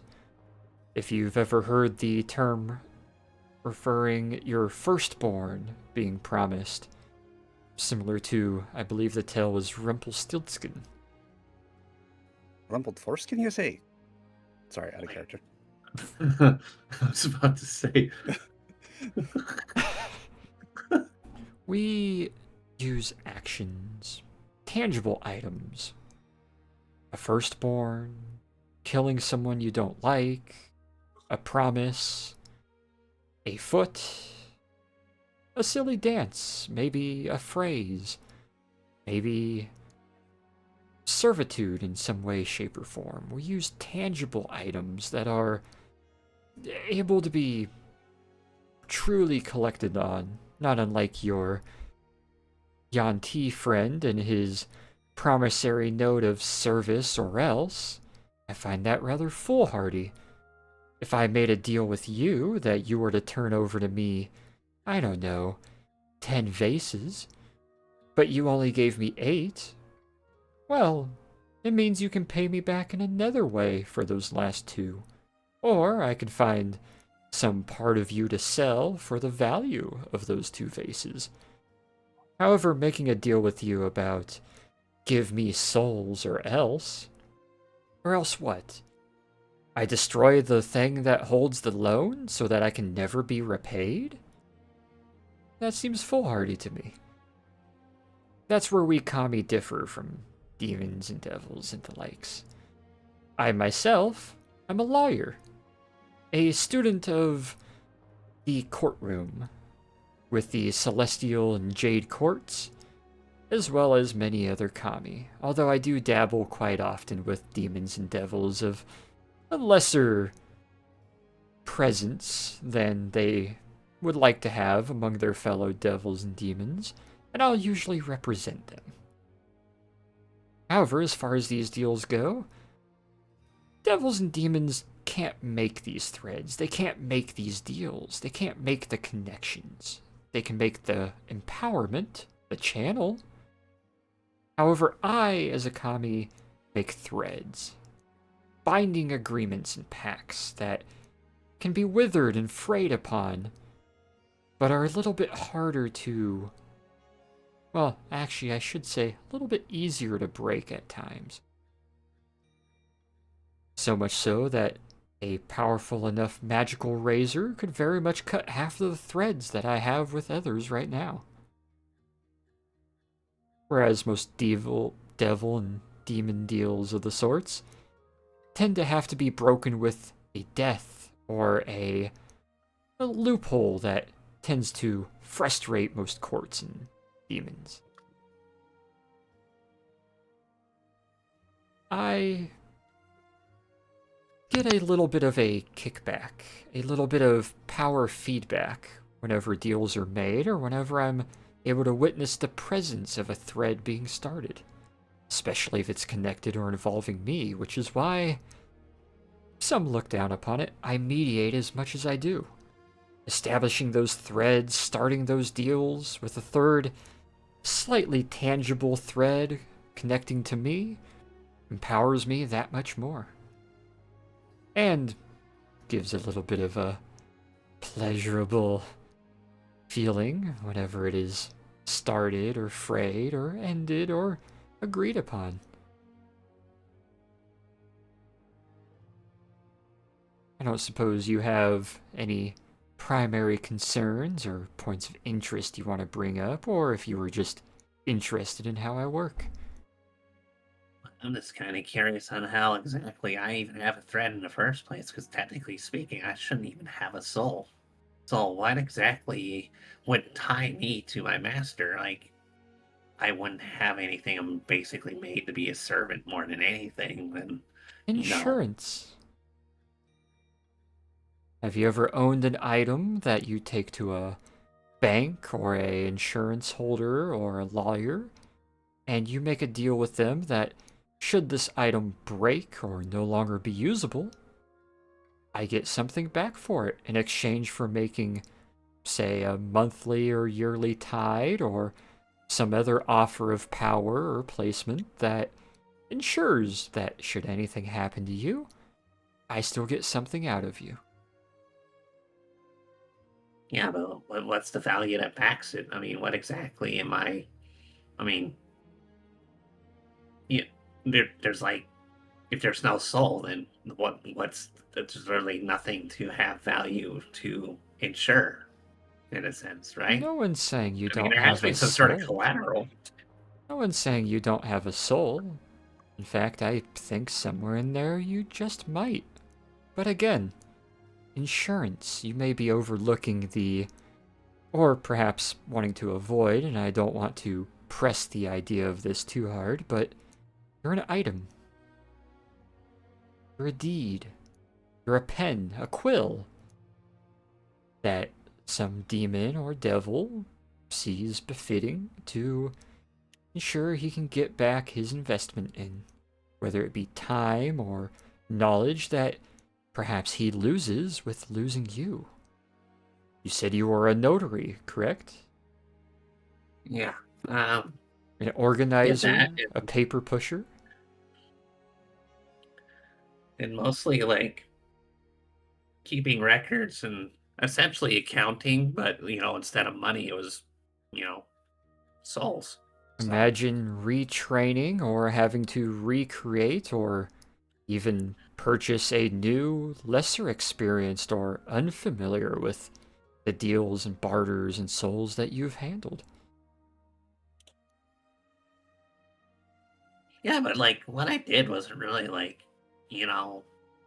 impactful, I guess. It was literally like, oh, I'm gonna move subjects A through Z through this section, and they're gonna go to this section, and those guys from this section and through A and Z are gonna go to section this, and blah blah blah. It was just a bunch of random numbers. I'm sure anyone can do it. There is no one more important in the courtroom, other than myself, of course, and the accused, and the judge, but no one more important than them, than the notar, the typist, the one who writes down every word and describes every expression given during a court case, a hearing that, were it not for those present and there to give witness and testimony, we would never be able to revisit the old cases and perhaps what was said. You organizing paperwork and simply pushing letters and ledgers, as you say, has value, has importance. Imagine how hell would be. Imagine the Ring of Heresy if perhaps Kimaris wasn't able to keep up with, I don't know, what heresies were committed, and how much time they were to serve in that ring, or how brutal their punishment was to be, what heresy in specific they committed. Without your organization, devils would just be freely throwing about whips and torturing and blundering anybody that they saw. There'd be no order to hell without those like you keeping it organized, keeping it just and fitting for the punishment that they deserve. I guess I never actually thought of it that way. I always thought it was just more insignificant, just number games. Have you ever One has to know heard... where the bodies are buried. Very true. Yes. Have you ever heard of the greed of greed? Yes, I've heard of the concept before. It's not only a concept, it was an event. At one point in time, the fourth ring of greed attempted to oversee and start giving, dare I say, greedy punishments to those who should have been tried and punished under gluttonous movements and actions. Some would argue that greed and gluttony are in the same. But the Goetias who oversee both gluttony and greed. Those sins, as similar, are also quite different. And a small war was fought between greed and gluttony. Of course, greed lost and was set back into their ring, and the divide between these different layers was imparted that much more. But the tale still holds true. I guess I never actually heard that one. If you owe me 8 pots, you need to deliver me 8 pots. If you only deliver me 7, well, what's the purpose in punishing you for 8 pots when you are only short 1? Therefore, if it's not for someone like you keeping that paperwork organized, what's to keep you from being punished from 1 pot as compared to all 8? Especially if you delivered at least 7.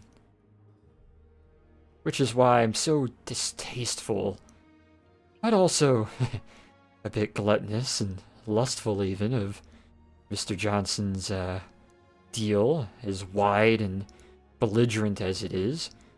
Deliver souls or be cast into a pit forever and cooked? Turned into the ash that forms future deals?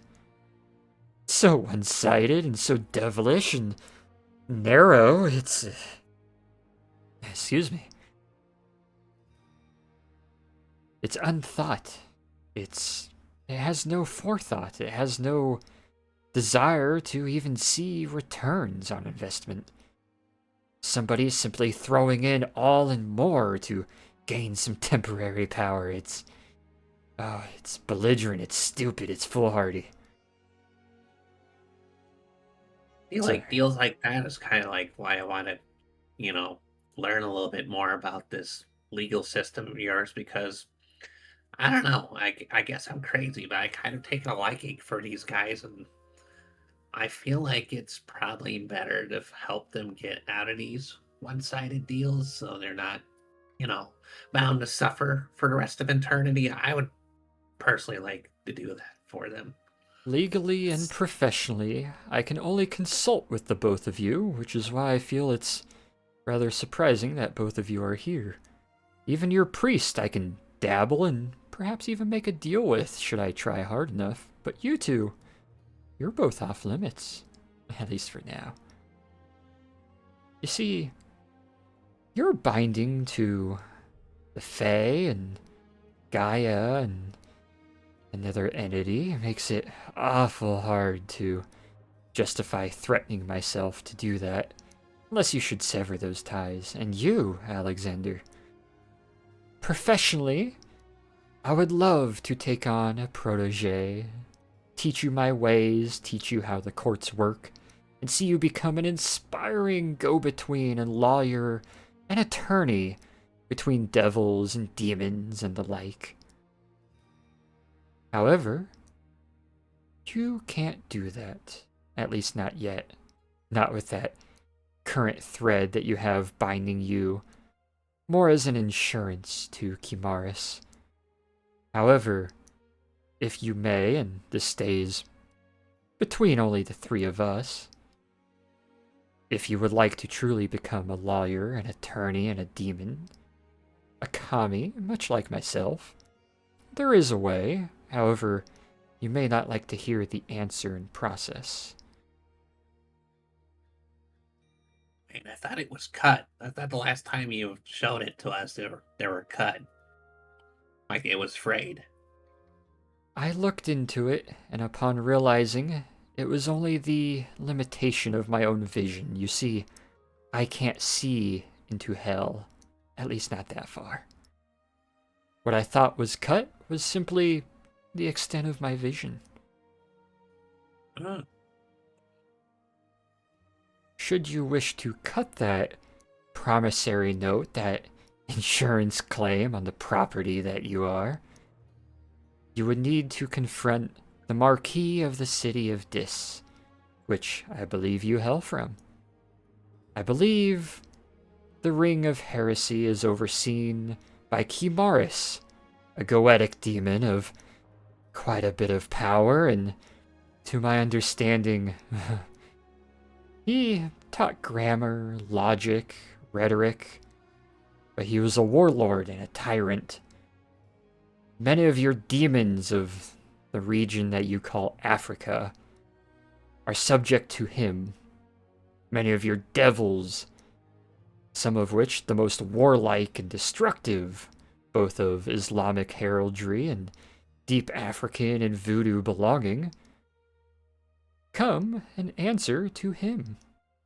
Often, when in your realm, or rather, not your realm, this realm, as none of the three of us are native to here, at least not directly, often comes in the form of an all-black cataphract, riding down his enemies.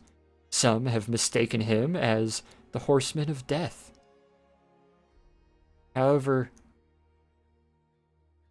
the Marquis of Dis is rather strong. He's a patron to bureaucracy, City of Dis being largely paperwork, and more paperwork, as I'm sure you're aware. So, Oh, very aware. if you wish to sever your tie, so that you may guide and lead yourself and no longer be an insurance claim should he ever choose to, I assume, notice that you are missing. To sever that tie, you would need to make an agreement with him. Whether by harming him and forcing his hand, showing that the insurance is not worth the investment to collect on it, or perhaps seeing him dethroned and in a, would you call it, bankruptcy, he may write off much of what he owns to regain what he would hope to keep. I'm not saying overthrow and throw into collapse the Ring of Heresy. Oh, who knows what that would start. But proving to Kimaris that your worth is not worth enough of his time, that you are insignificant in the greater scheme, may be the most direct way to directly pay or see him waive off your insurance to him, your belonging to him. Or perhaps piss him off enough by slaying some of his demons and devils under his command, many of which being of a African and voodoo-like belonging, many of which being of a warlike prestige. I believe you may be able to force his hand and see yourself freed. For how much I'd love to be a demon hunter, I'm pretty sure I'm pretty lacking in ability to start literally assassinating devils. Oh, this undoubtedly will require all of your friends, and perhaps even then some. But, if you wish to be free of your personal hell, so that you may perhaps reside yourself over a small part of hell, that would need to be what happens. Do you even know if he even cares at this point? It's been over 20 years since I've been gone. You think they're so, good on paperwork and accountability and stuff, they would have noticed that variable a long time ago. Which is why, at no discount to you personally, you are amazing to talk to and quite interesting. You are worthless. My personal suggestion: don't make yourself worth something until you've gotten rid of the little bit of worth that someone thinks you have. It's a bit rude. Honestly, I've already had that opinion myself anyway. That's kind of why I don't know why they put me in field work here. It's like, I'm kind of just the guy that hangs out in the closet, reads notes, and then his boss starts on fire, and then he goes, well, there goes the neighborhood. I see a little bit of a smile and kind of a wanton look at that. Sever your tie by breaking your insurance pact. Or perhaps forcing his hand and purchasing yourself of that insurance pact, and I think you'll see yourself freed. Then I will be happy to take you under wing. You'll love the Jade Courts. The Celestial Courts, not so much. They're much slower to deliberate. Here's a quick question, though. How the hell do I bankrupt a guy in hell? Like, what exactly is the current? Was like souls his currency? Is that what it was all along, or does he actually have some weird like monetary assets that can be attacked directly? I mean, I'm still kind of lost in that concept of yours. Well, considering he's sort of a warlord and warlike goetic demon, and he seems to reside over somewhat powerful gods and deities who empower other warlike beings, but is also rather financially set. I couldn't say which way either way. Hurt him militarily, hurt him physically, perhaps even build up the gonads to threaten him and force his hand. Or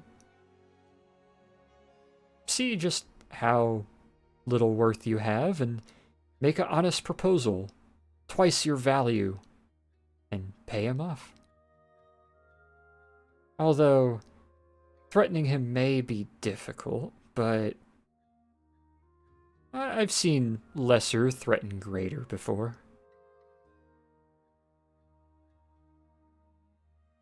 It sounds like what we need is leverage. Precisely. I can't advise on specifically what leverage, but leverage would be the best way.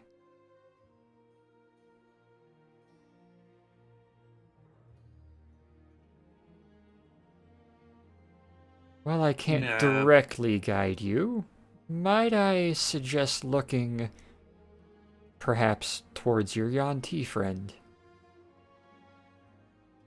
He seems to be rather neck deep, considering he is all neck, with some devils and demons, of which are empowered by a god who may or may not reside under the overall umbrella and jurisdiction of Kimaris. But what do I know? There's one thing that's not setting right, though. If I was to bargain with him something that's worth twice as much as me, is that basically finding him to sacrifice? Because I'm not about that either. Like I said, he's a goetic demon, much like myself and others of standard and class. Very few of his deals are personal, are frivolous. They're financial, they're founded, they have a base, they have something to them.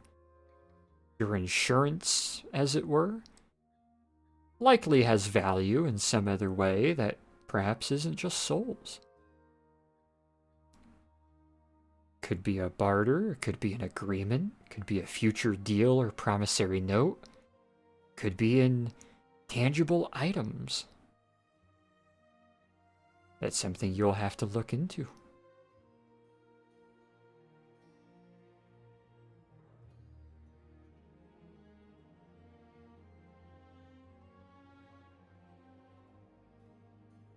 Alright.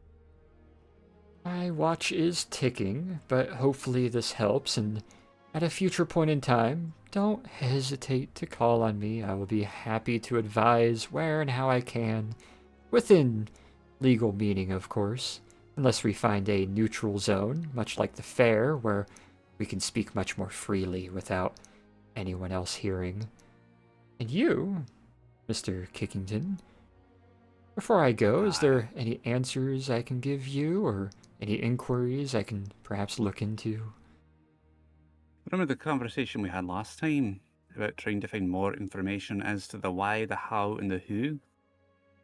For the reason that we weren't able to strike a bargain. Do you have any more information regarding that? When I look into it, it is just short of physically stopped.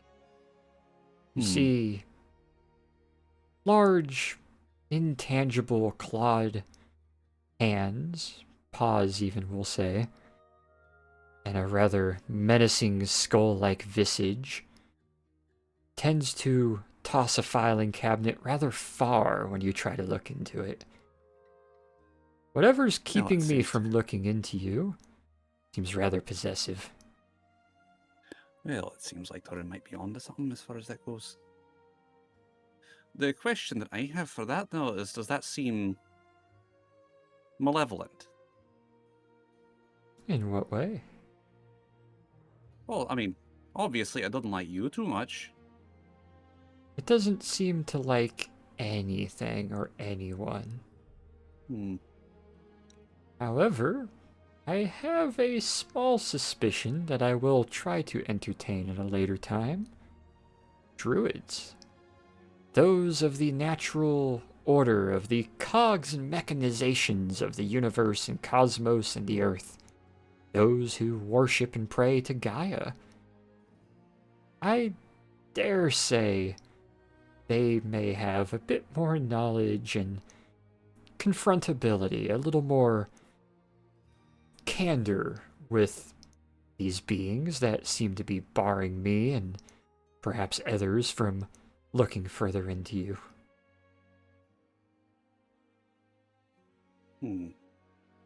While I will continue to help and look into it, I dare say we may need to look more into those of a natural order and empowerment. Let's see.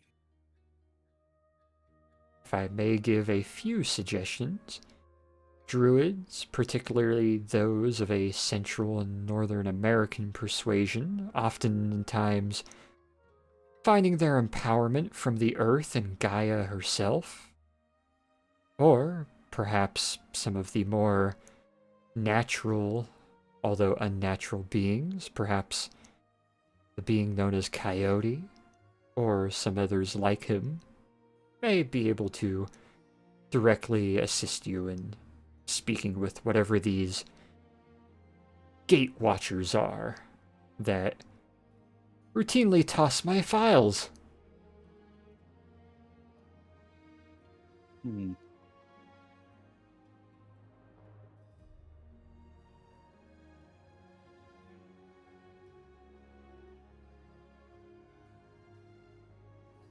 Alex is gonna shiver a little bit at the thought of people tossing files around. It sounds very messy and unorganized, and he's upset by that physically.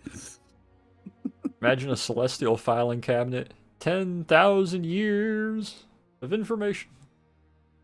10,000 years. Give you such a crick In the neck. Is there anything else I can help with?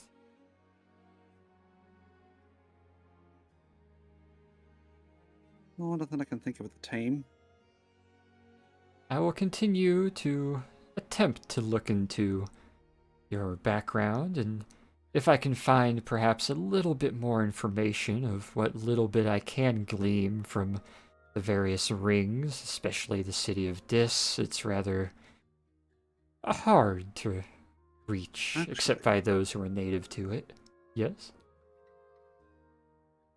You mentioned that some of them are sort of native to this realm, at least mostly. And I've been informed previously that my people originally came from somewhere else, likely this realm, and immigrated, I think they used the word, to another. What do you know about that? Would seem likely, as that is also the case for my own kin. Quite a few creatures of different belonging and stature and status can sometimes find themselves, especially when The weave of the universe, the veil, as many call it, has so many holes. You could just fall right through one, find yourself somewhere else. Did he go out too? Oh, did I go up? Yep. Whoa. That was one right there. That was me. Yep. Oh, Yeah, I thought for a second. Dude, He went, damn. And then the funniest thing is it caught up. That's what was really funny about Yeah. it. It's like it caught up immediately. That's what happens whenever I'm hosting Arma too. It does the same thing. Yeah. What was the last part you heard?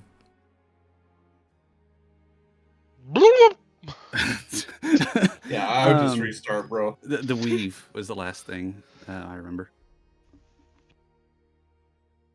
Like the fake hair you get for black people. Them too. The weave, or what they sometimes refer to as the veil, when it has that many holes in it, sometimes you never know what falls through.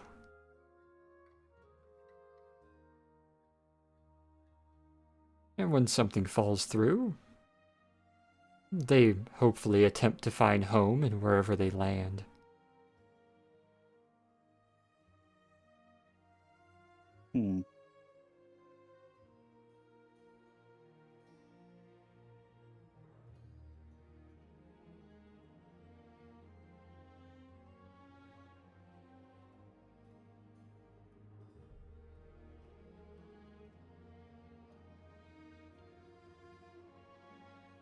His ears give a little bit of a wider span and gives a little bit of a smile after a couple moments. Slowly grows to a wider smile, a little bit of a toothy grin. Pushes himself back slowly, stands up, head almost disappears below the edge of the table. As he walks back and around, stands between the two of you sitting in your chairs. I will be off for now, but I will see you again soon, I hope. Wait, before you go, you mentioned something about the city of Disp, where you're saying that somebody who's native from that realm are able to go back, right? Yes.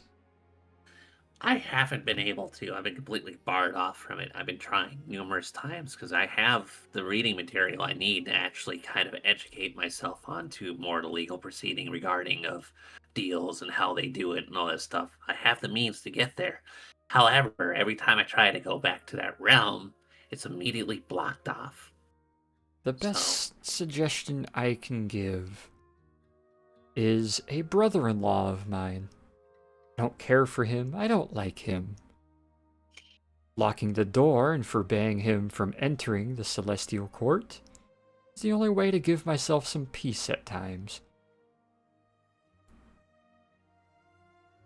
I would argue someone belonging to a ring of hell being unable to re-enter that ring of hell is perhaps being blocked by someone there. So, with that logic, they know I'm gone and they don't want me coming back. Then why even have the tether on me in the first place? They obviously don't care.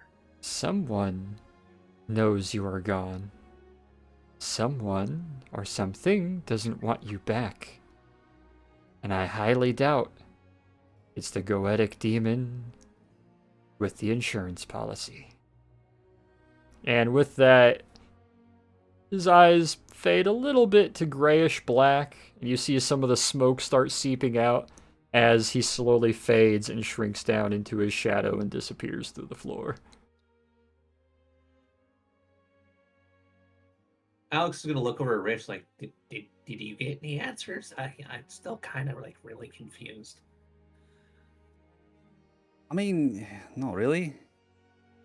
Nothing that I already have, but it's nice to have some things confirmed. But for you, like...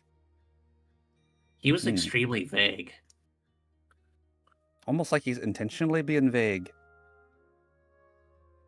I have to learn some more dimensional spells and see if I can get him into a neutral zone. Aye. Perhaps.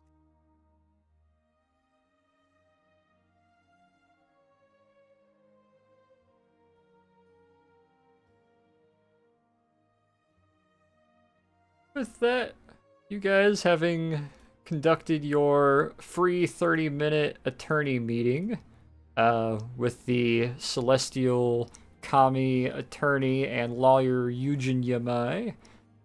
We will now be able to pan on over to what will make the last instance of today before you guys regroup.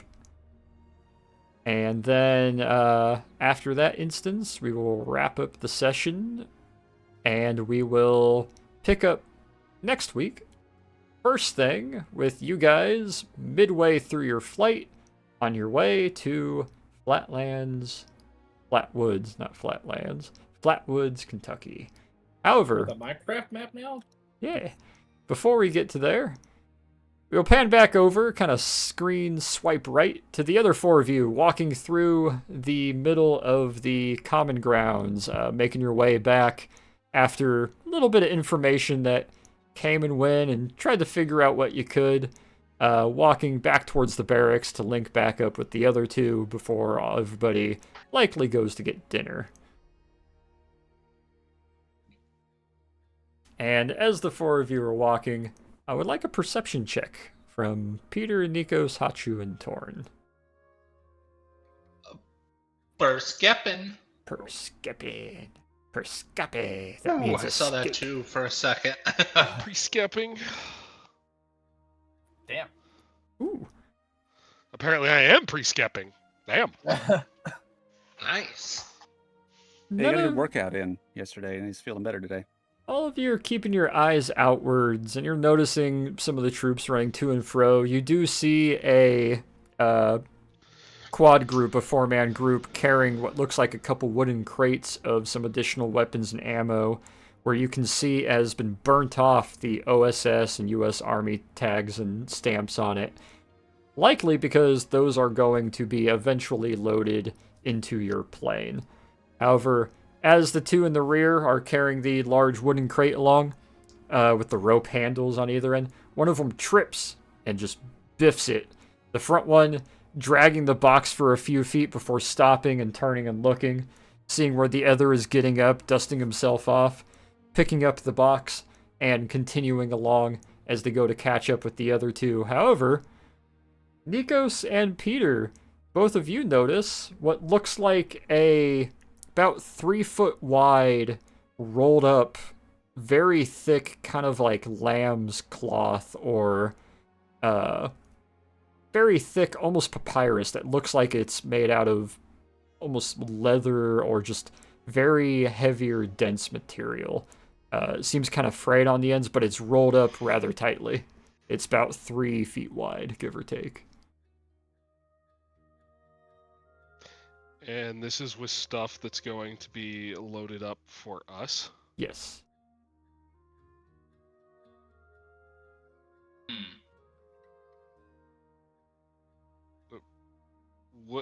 What is that? I don't know. Hey, what I meant, I was deep in introspective thought about my own choices. What? We'll go over and look at it and try and get a closer look at it. Give me investigation, Nikos. I'll join you on that. Let's say it's been pointed out. Ation. Yep, you can roll on it as well. As all four of you lean in from different corners, I imagine looking down at this large piece of cloth rolled up. Oof. Nope, you're still in your own thoughts. Yeah. No, I just was. Thorn's a bit distracted, not really paying attention. Oh, it's just a big scroll. Okay. Nikos, that's a big scroll. Neat. Peter, you look at it though, and you realize it's that very heavy, almost leather-like cloth. The kind of paper and cloth that you would write something very heavy and large into so that it can be preserved for a long time. If you didn't know better, this might be a banner of some sort. Rolled up very tightly, so you can't really tell the length of it, but it's about 3 feet wide, sitting there with a single thread wrapped around it. There were some guys with this, right? Or did they just like leave it on our doorstep? They forgot it as they were loading stuff up. It fell out of the box, or was atop the box perhaps, and they didn't notice that it fell to the ground. They are already pretty far past the Intelligence Corps headquarters building and heading down towards the vehicle to be sent off towards the plane on the airstrip. You know what? I saw them long enough. I can use sending on them. I'm gonna cast sending and say, you forgot the scroll thing. It's on Is the sending ground. the one that they can reply with 25 words? Or is that message? Yes. I forgot. What? Huh? No, it's all here. I'm pretty sure it's all here. What am I missing? And I'm assuming he hits about the 25 word cutoff. I was wondering about the why are we here?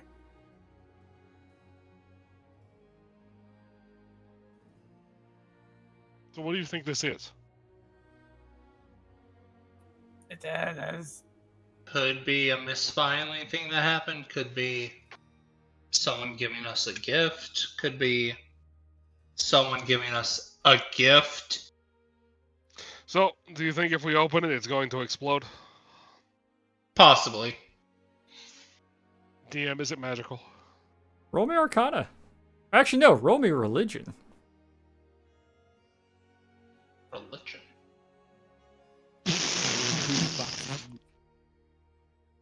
Well,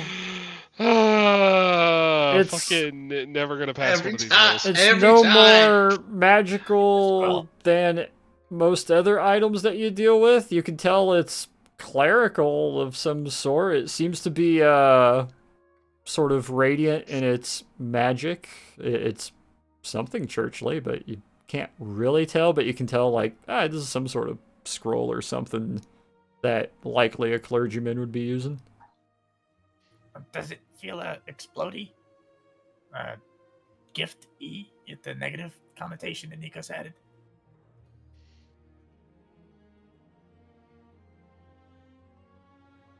You don't notice anything explosive about it from what you can tell, Peter.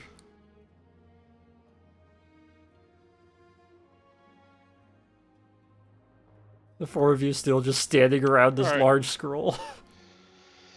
Alright. Let's see, is there anything else I have that I can use to... What did I just... Oh.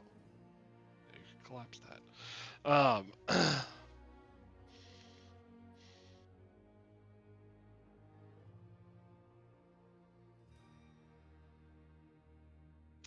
I feel like you're gonna be a dick, and this is like a mass resurrection spell that's one-time use as soon as you open it.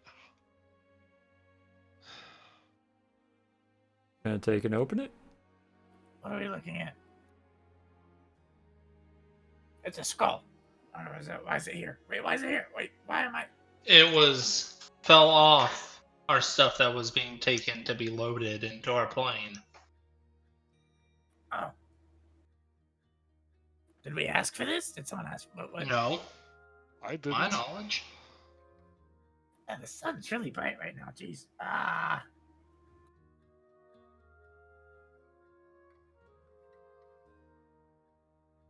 +8 religion. I rolled a fucking 4. Come on. Is it magic? Does it look like an icon? It could be one if it was rolled up really tight. Does it have a seal on it? No, it does not have a seal, but it does have a thin piece of thread on the middle that is tied in a nice little kind of knot, holding it Where were rolled they up. coming from? They were coming from the area somewhere to your west and moving down this road and cutting across above intelligence headquarters and over to the loading bay. So moving left to right to your guys' south. Seeing that everyone's just kind of standing looking at it, I think Torrent's gonna like stoop down, poke it, just give it a single like, What's it? It's a Are you scared of really, this? really thick cloth. just gonna poke it like 2 more times. Poke, poke. It's I think it's fine. Can I Well, the pick it up question and is, like do you hold think it in it's front of everyone? do you think it's something like The scrolls from Rhodes? Oh. I'm just wondering when I'm allowed to roll again with my fucking crit fail on investigation. What would you like to do with it in particular? Arcana? You trying to detect a magic signature from it? Yeah. Yeah, roll my Arcana. Oh my god. Well, magic. I gonna- don't know how You the literally clergy called that works. one. I'll called it. also do an Arcana roll He like too. turns it over and tries to look Come down on. at like a No. telescope. Like It's rolled so tightly you can't actually see through it as a I'll throw- telescope. I'll throw my snake in there. Nikos, it's It's not a telescope. It's rolled up cloth. It's not a telescope. Hachu, you tilt your head a little bit. This kind of feels similar enough, although not quite, but it feels similar enough to some of those things that both Apples and Peter were raising a couple times in Norway. I've raised them plenty of times. Like that time I used it to defeat a Balrog in one of the one-shots. Alright, Thorn's gonna turn it around and try and look through it the other way. Roll me investigation. I'm gonna give him a minute and then I'm gonna open it. 15. Go a little bit out of the way so if it does explode, it probably won't blow up a building. You hold it up to your eye and try to look through it, rotating it. You can't see through. It is rolled very tightly. Yeah, it's not a telescope. So the sun is just really bright. I'm just where am I? What did you talk about with Ravagor? Kobold stuff. Like, what? You look like you've been slapped in the face. Is it, Could have been anybody else. He might have been.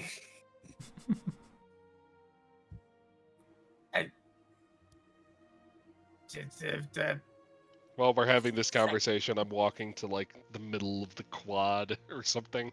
the second generation kobolds. So that she can't make them, I guess. So I don't know. It's kind of weird. Aren't second generation kobolds made by kobolds? Isn't that the whole thing? Yes.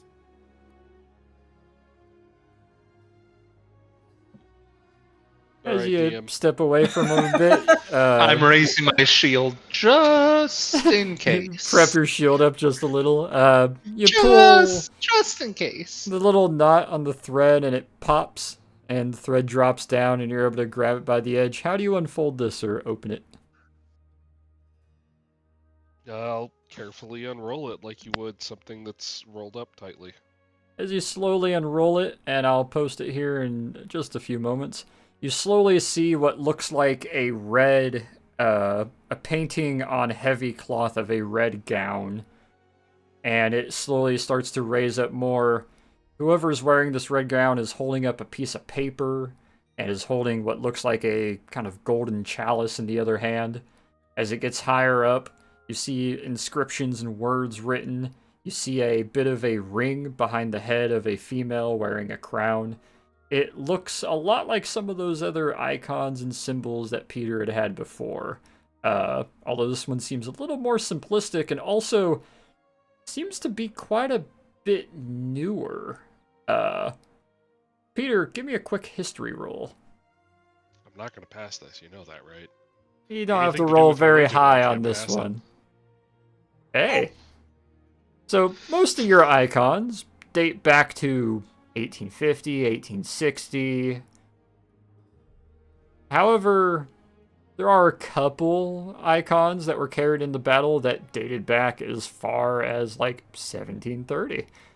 This one, though, while it is heavier and denser and a little more simplistic, it's a bit newer. Looks like it may have been made, I don't know, around Great War time frame, maybe 1910, 1914 era, somewhere in that range. as you unfold it, you feel a magic overtake you as you are holding it up and out. And I will post this here. I will echo it, and then I will post it for everyone else to see. Add to your list of icons the artillery icon of St. Barbara, recovered from a fortified church allegedly outside St. Basil's Cathedral in Moscow proper in the Red Square. Following the raising of this banner, like others, all players and friendlies within 20 feet of the banner gain an additional range of 50 feet to any ranged attack or ranged spell on all attack actions. When used with bonus action prayer, an additional 20 feet of attack range is granted for all ranged attacks made by friendlies in the circle, as well as 1d8 additional explosive damage to any and all strikes. Congratulations, your third icon is the artillery icon of St. Barbara. Holy shit. St. Barbara. St. Barbara kicks ass. I can throw gamma bombs so far. Cool. Load HE. What is your max throwing range? Let's see. 15 times strength. Their strength is at 5? It's at 5, yeah. So 50, 60, that's 75 plus 50 Plus feet. 50. So that's Oh my god. 125 plus an additional 20 with bonus action. So it's 145 foot grenade toss with an additional And- 1d8. And Rich can do that too. Yeah. Rich has the same bonus, so you can literally have an artillery battery in the back line. Welcome to the artillery icon of St. Barbara, the saint, patron saint of all artillerists, dating back quite a ways. St. Barbara's been around for a minute.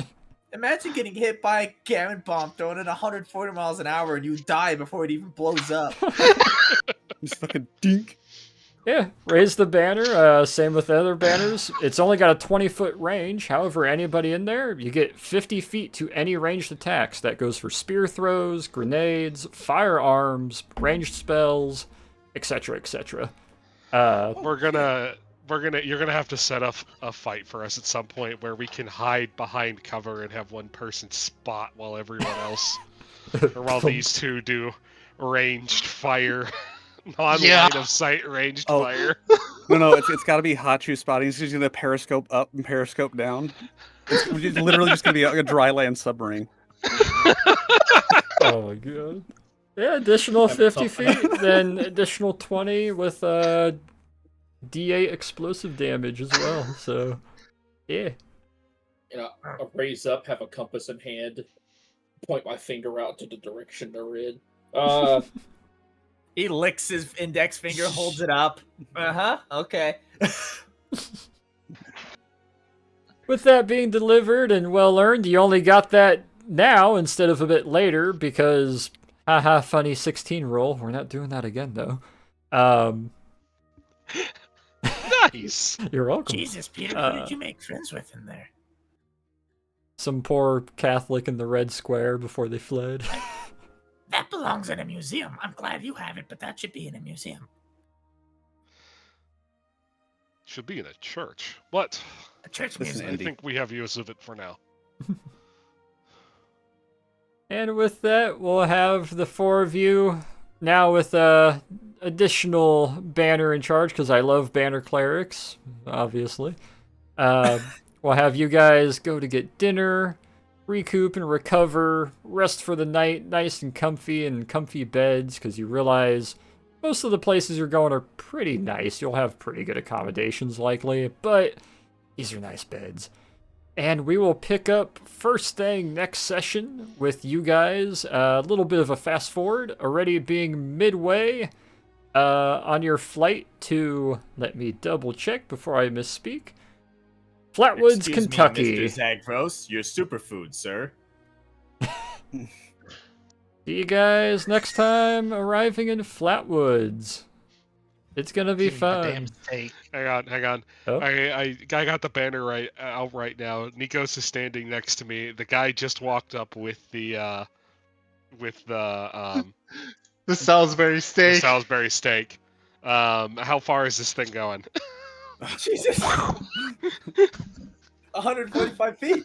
Just keep it away from the library. It doesn't belong in there. Well, I mean, if he can throw, what was it, 15 Wait. times 5, so... Wait, does the stake explode because he threw it? If he is praying while holding the icon up, it does, the stake would have 1d8 explosion damage upon impact. Oh my god. Like I said, Listen, this is anything gonna be a hell of a food fight. ranged, anything thrown gains it just detonates a little extra because St. Barbara, patron Doesn't saint he of just start artillery. throwing, like picking up rocks and throwing them, and then will count. Technically, yeah. Oh. Non-line of sight, just Rich and Nico's just yeeting pebbles over a wall. We just start. We're having a really desperate time. We just start tearing apart like a house to throw it like. Since we're fucking not bad. We just start like throwing furniture and like just pieces of the wall. Oh no! on the wall, just Even more horrible idea. Hold on. Nikos actually- throws Rich. Yep, there it is. Yeah, There it is. explosive paw. Nikos, we're down to the bathroom. Just pick up the damn toilet and throw it at them at this point. Just grab anything. It's all fun and games until you get hit by an exploding desk lamp. Honestly, yeah. But yeah, Icon 3, enjoy. And with that.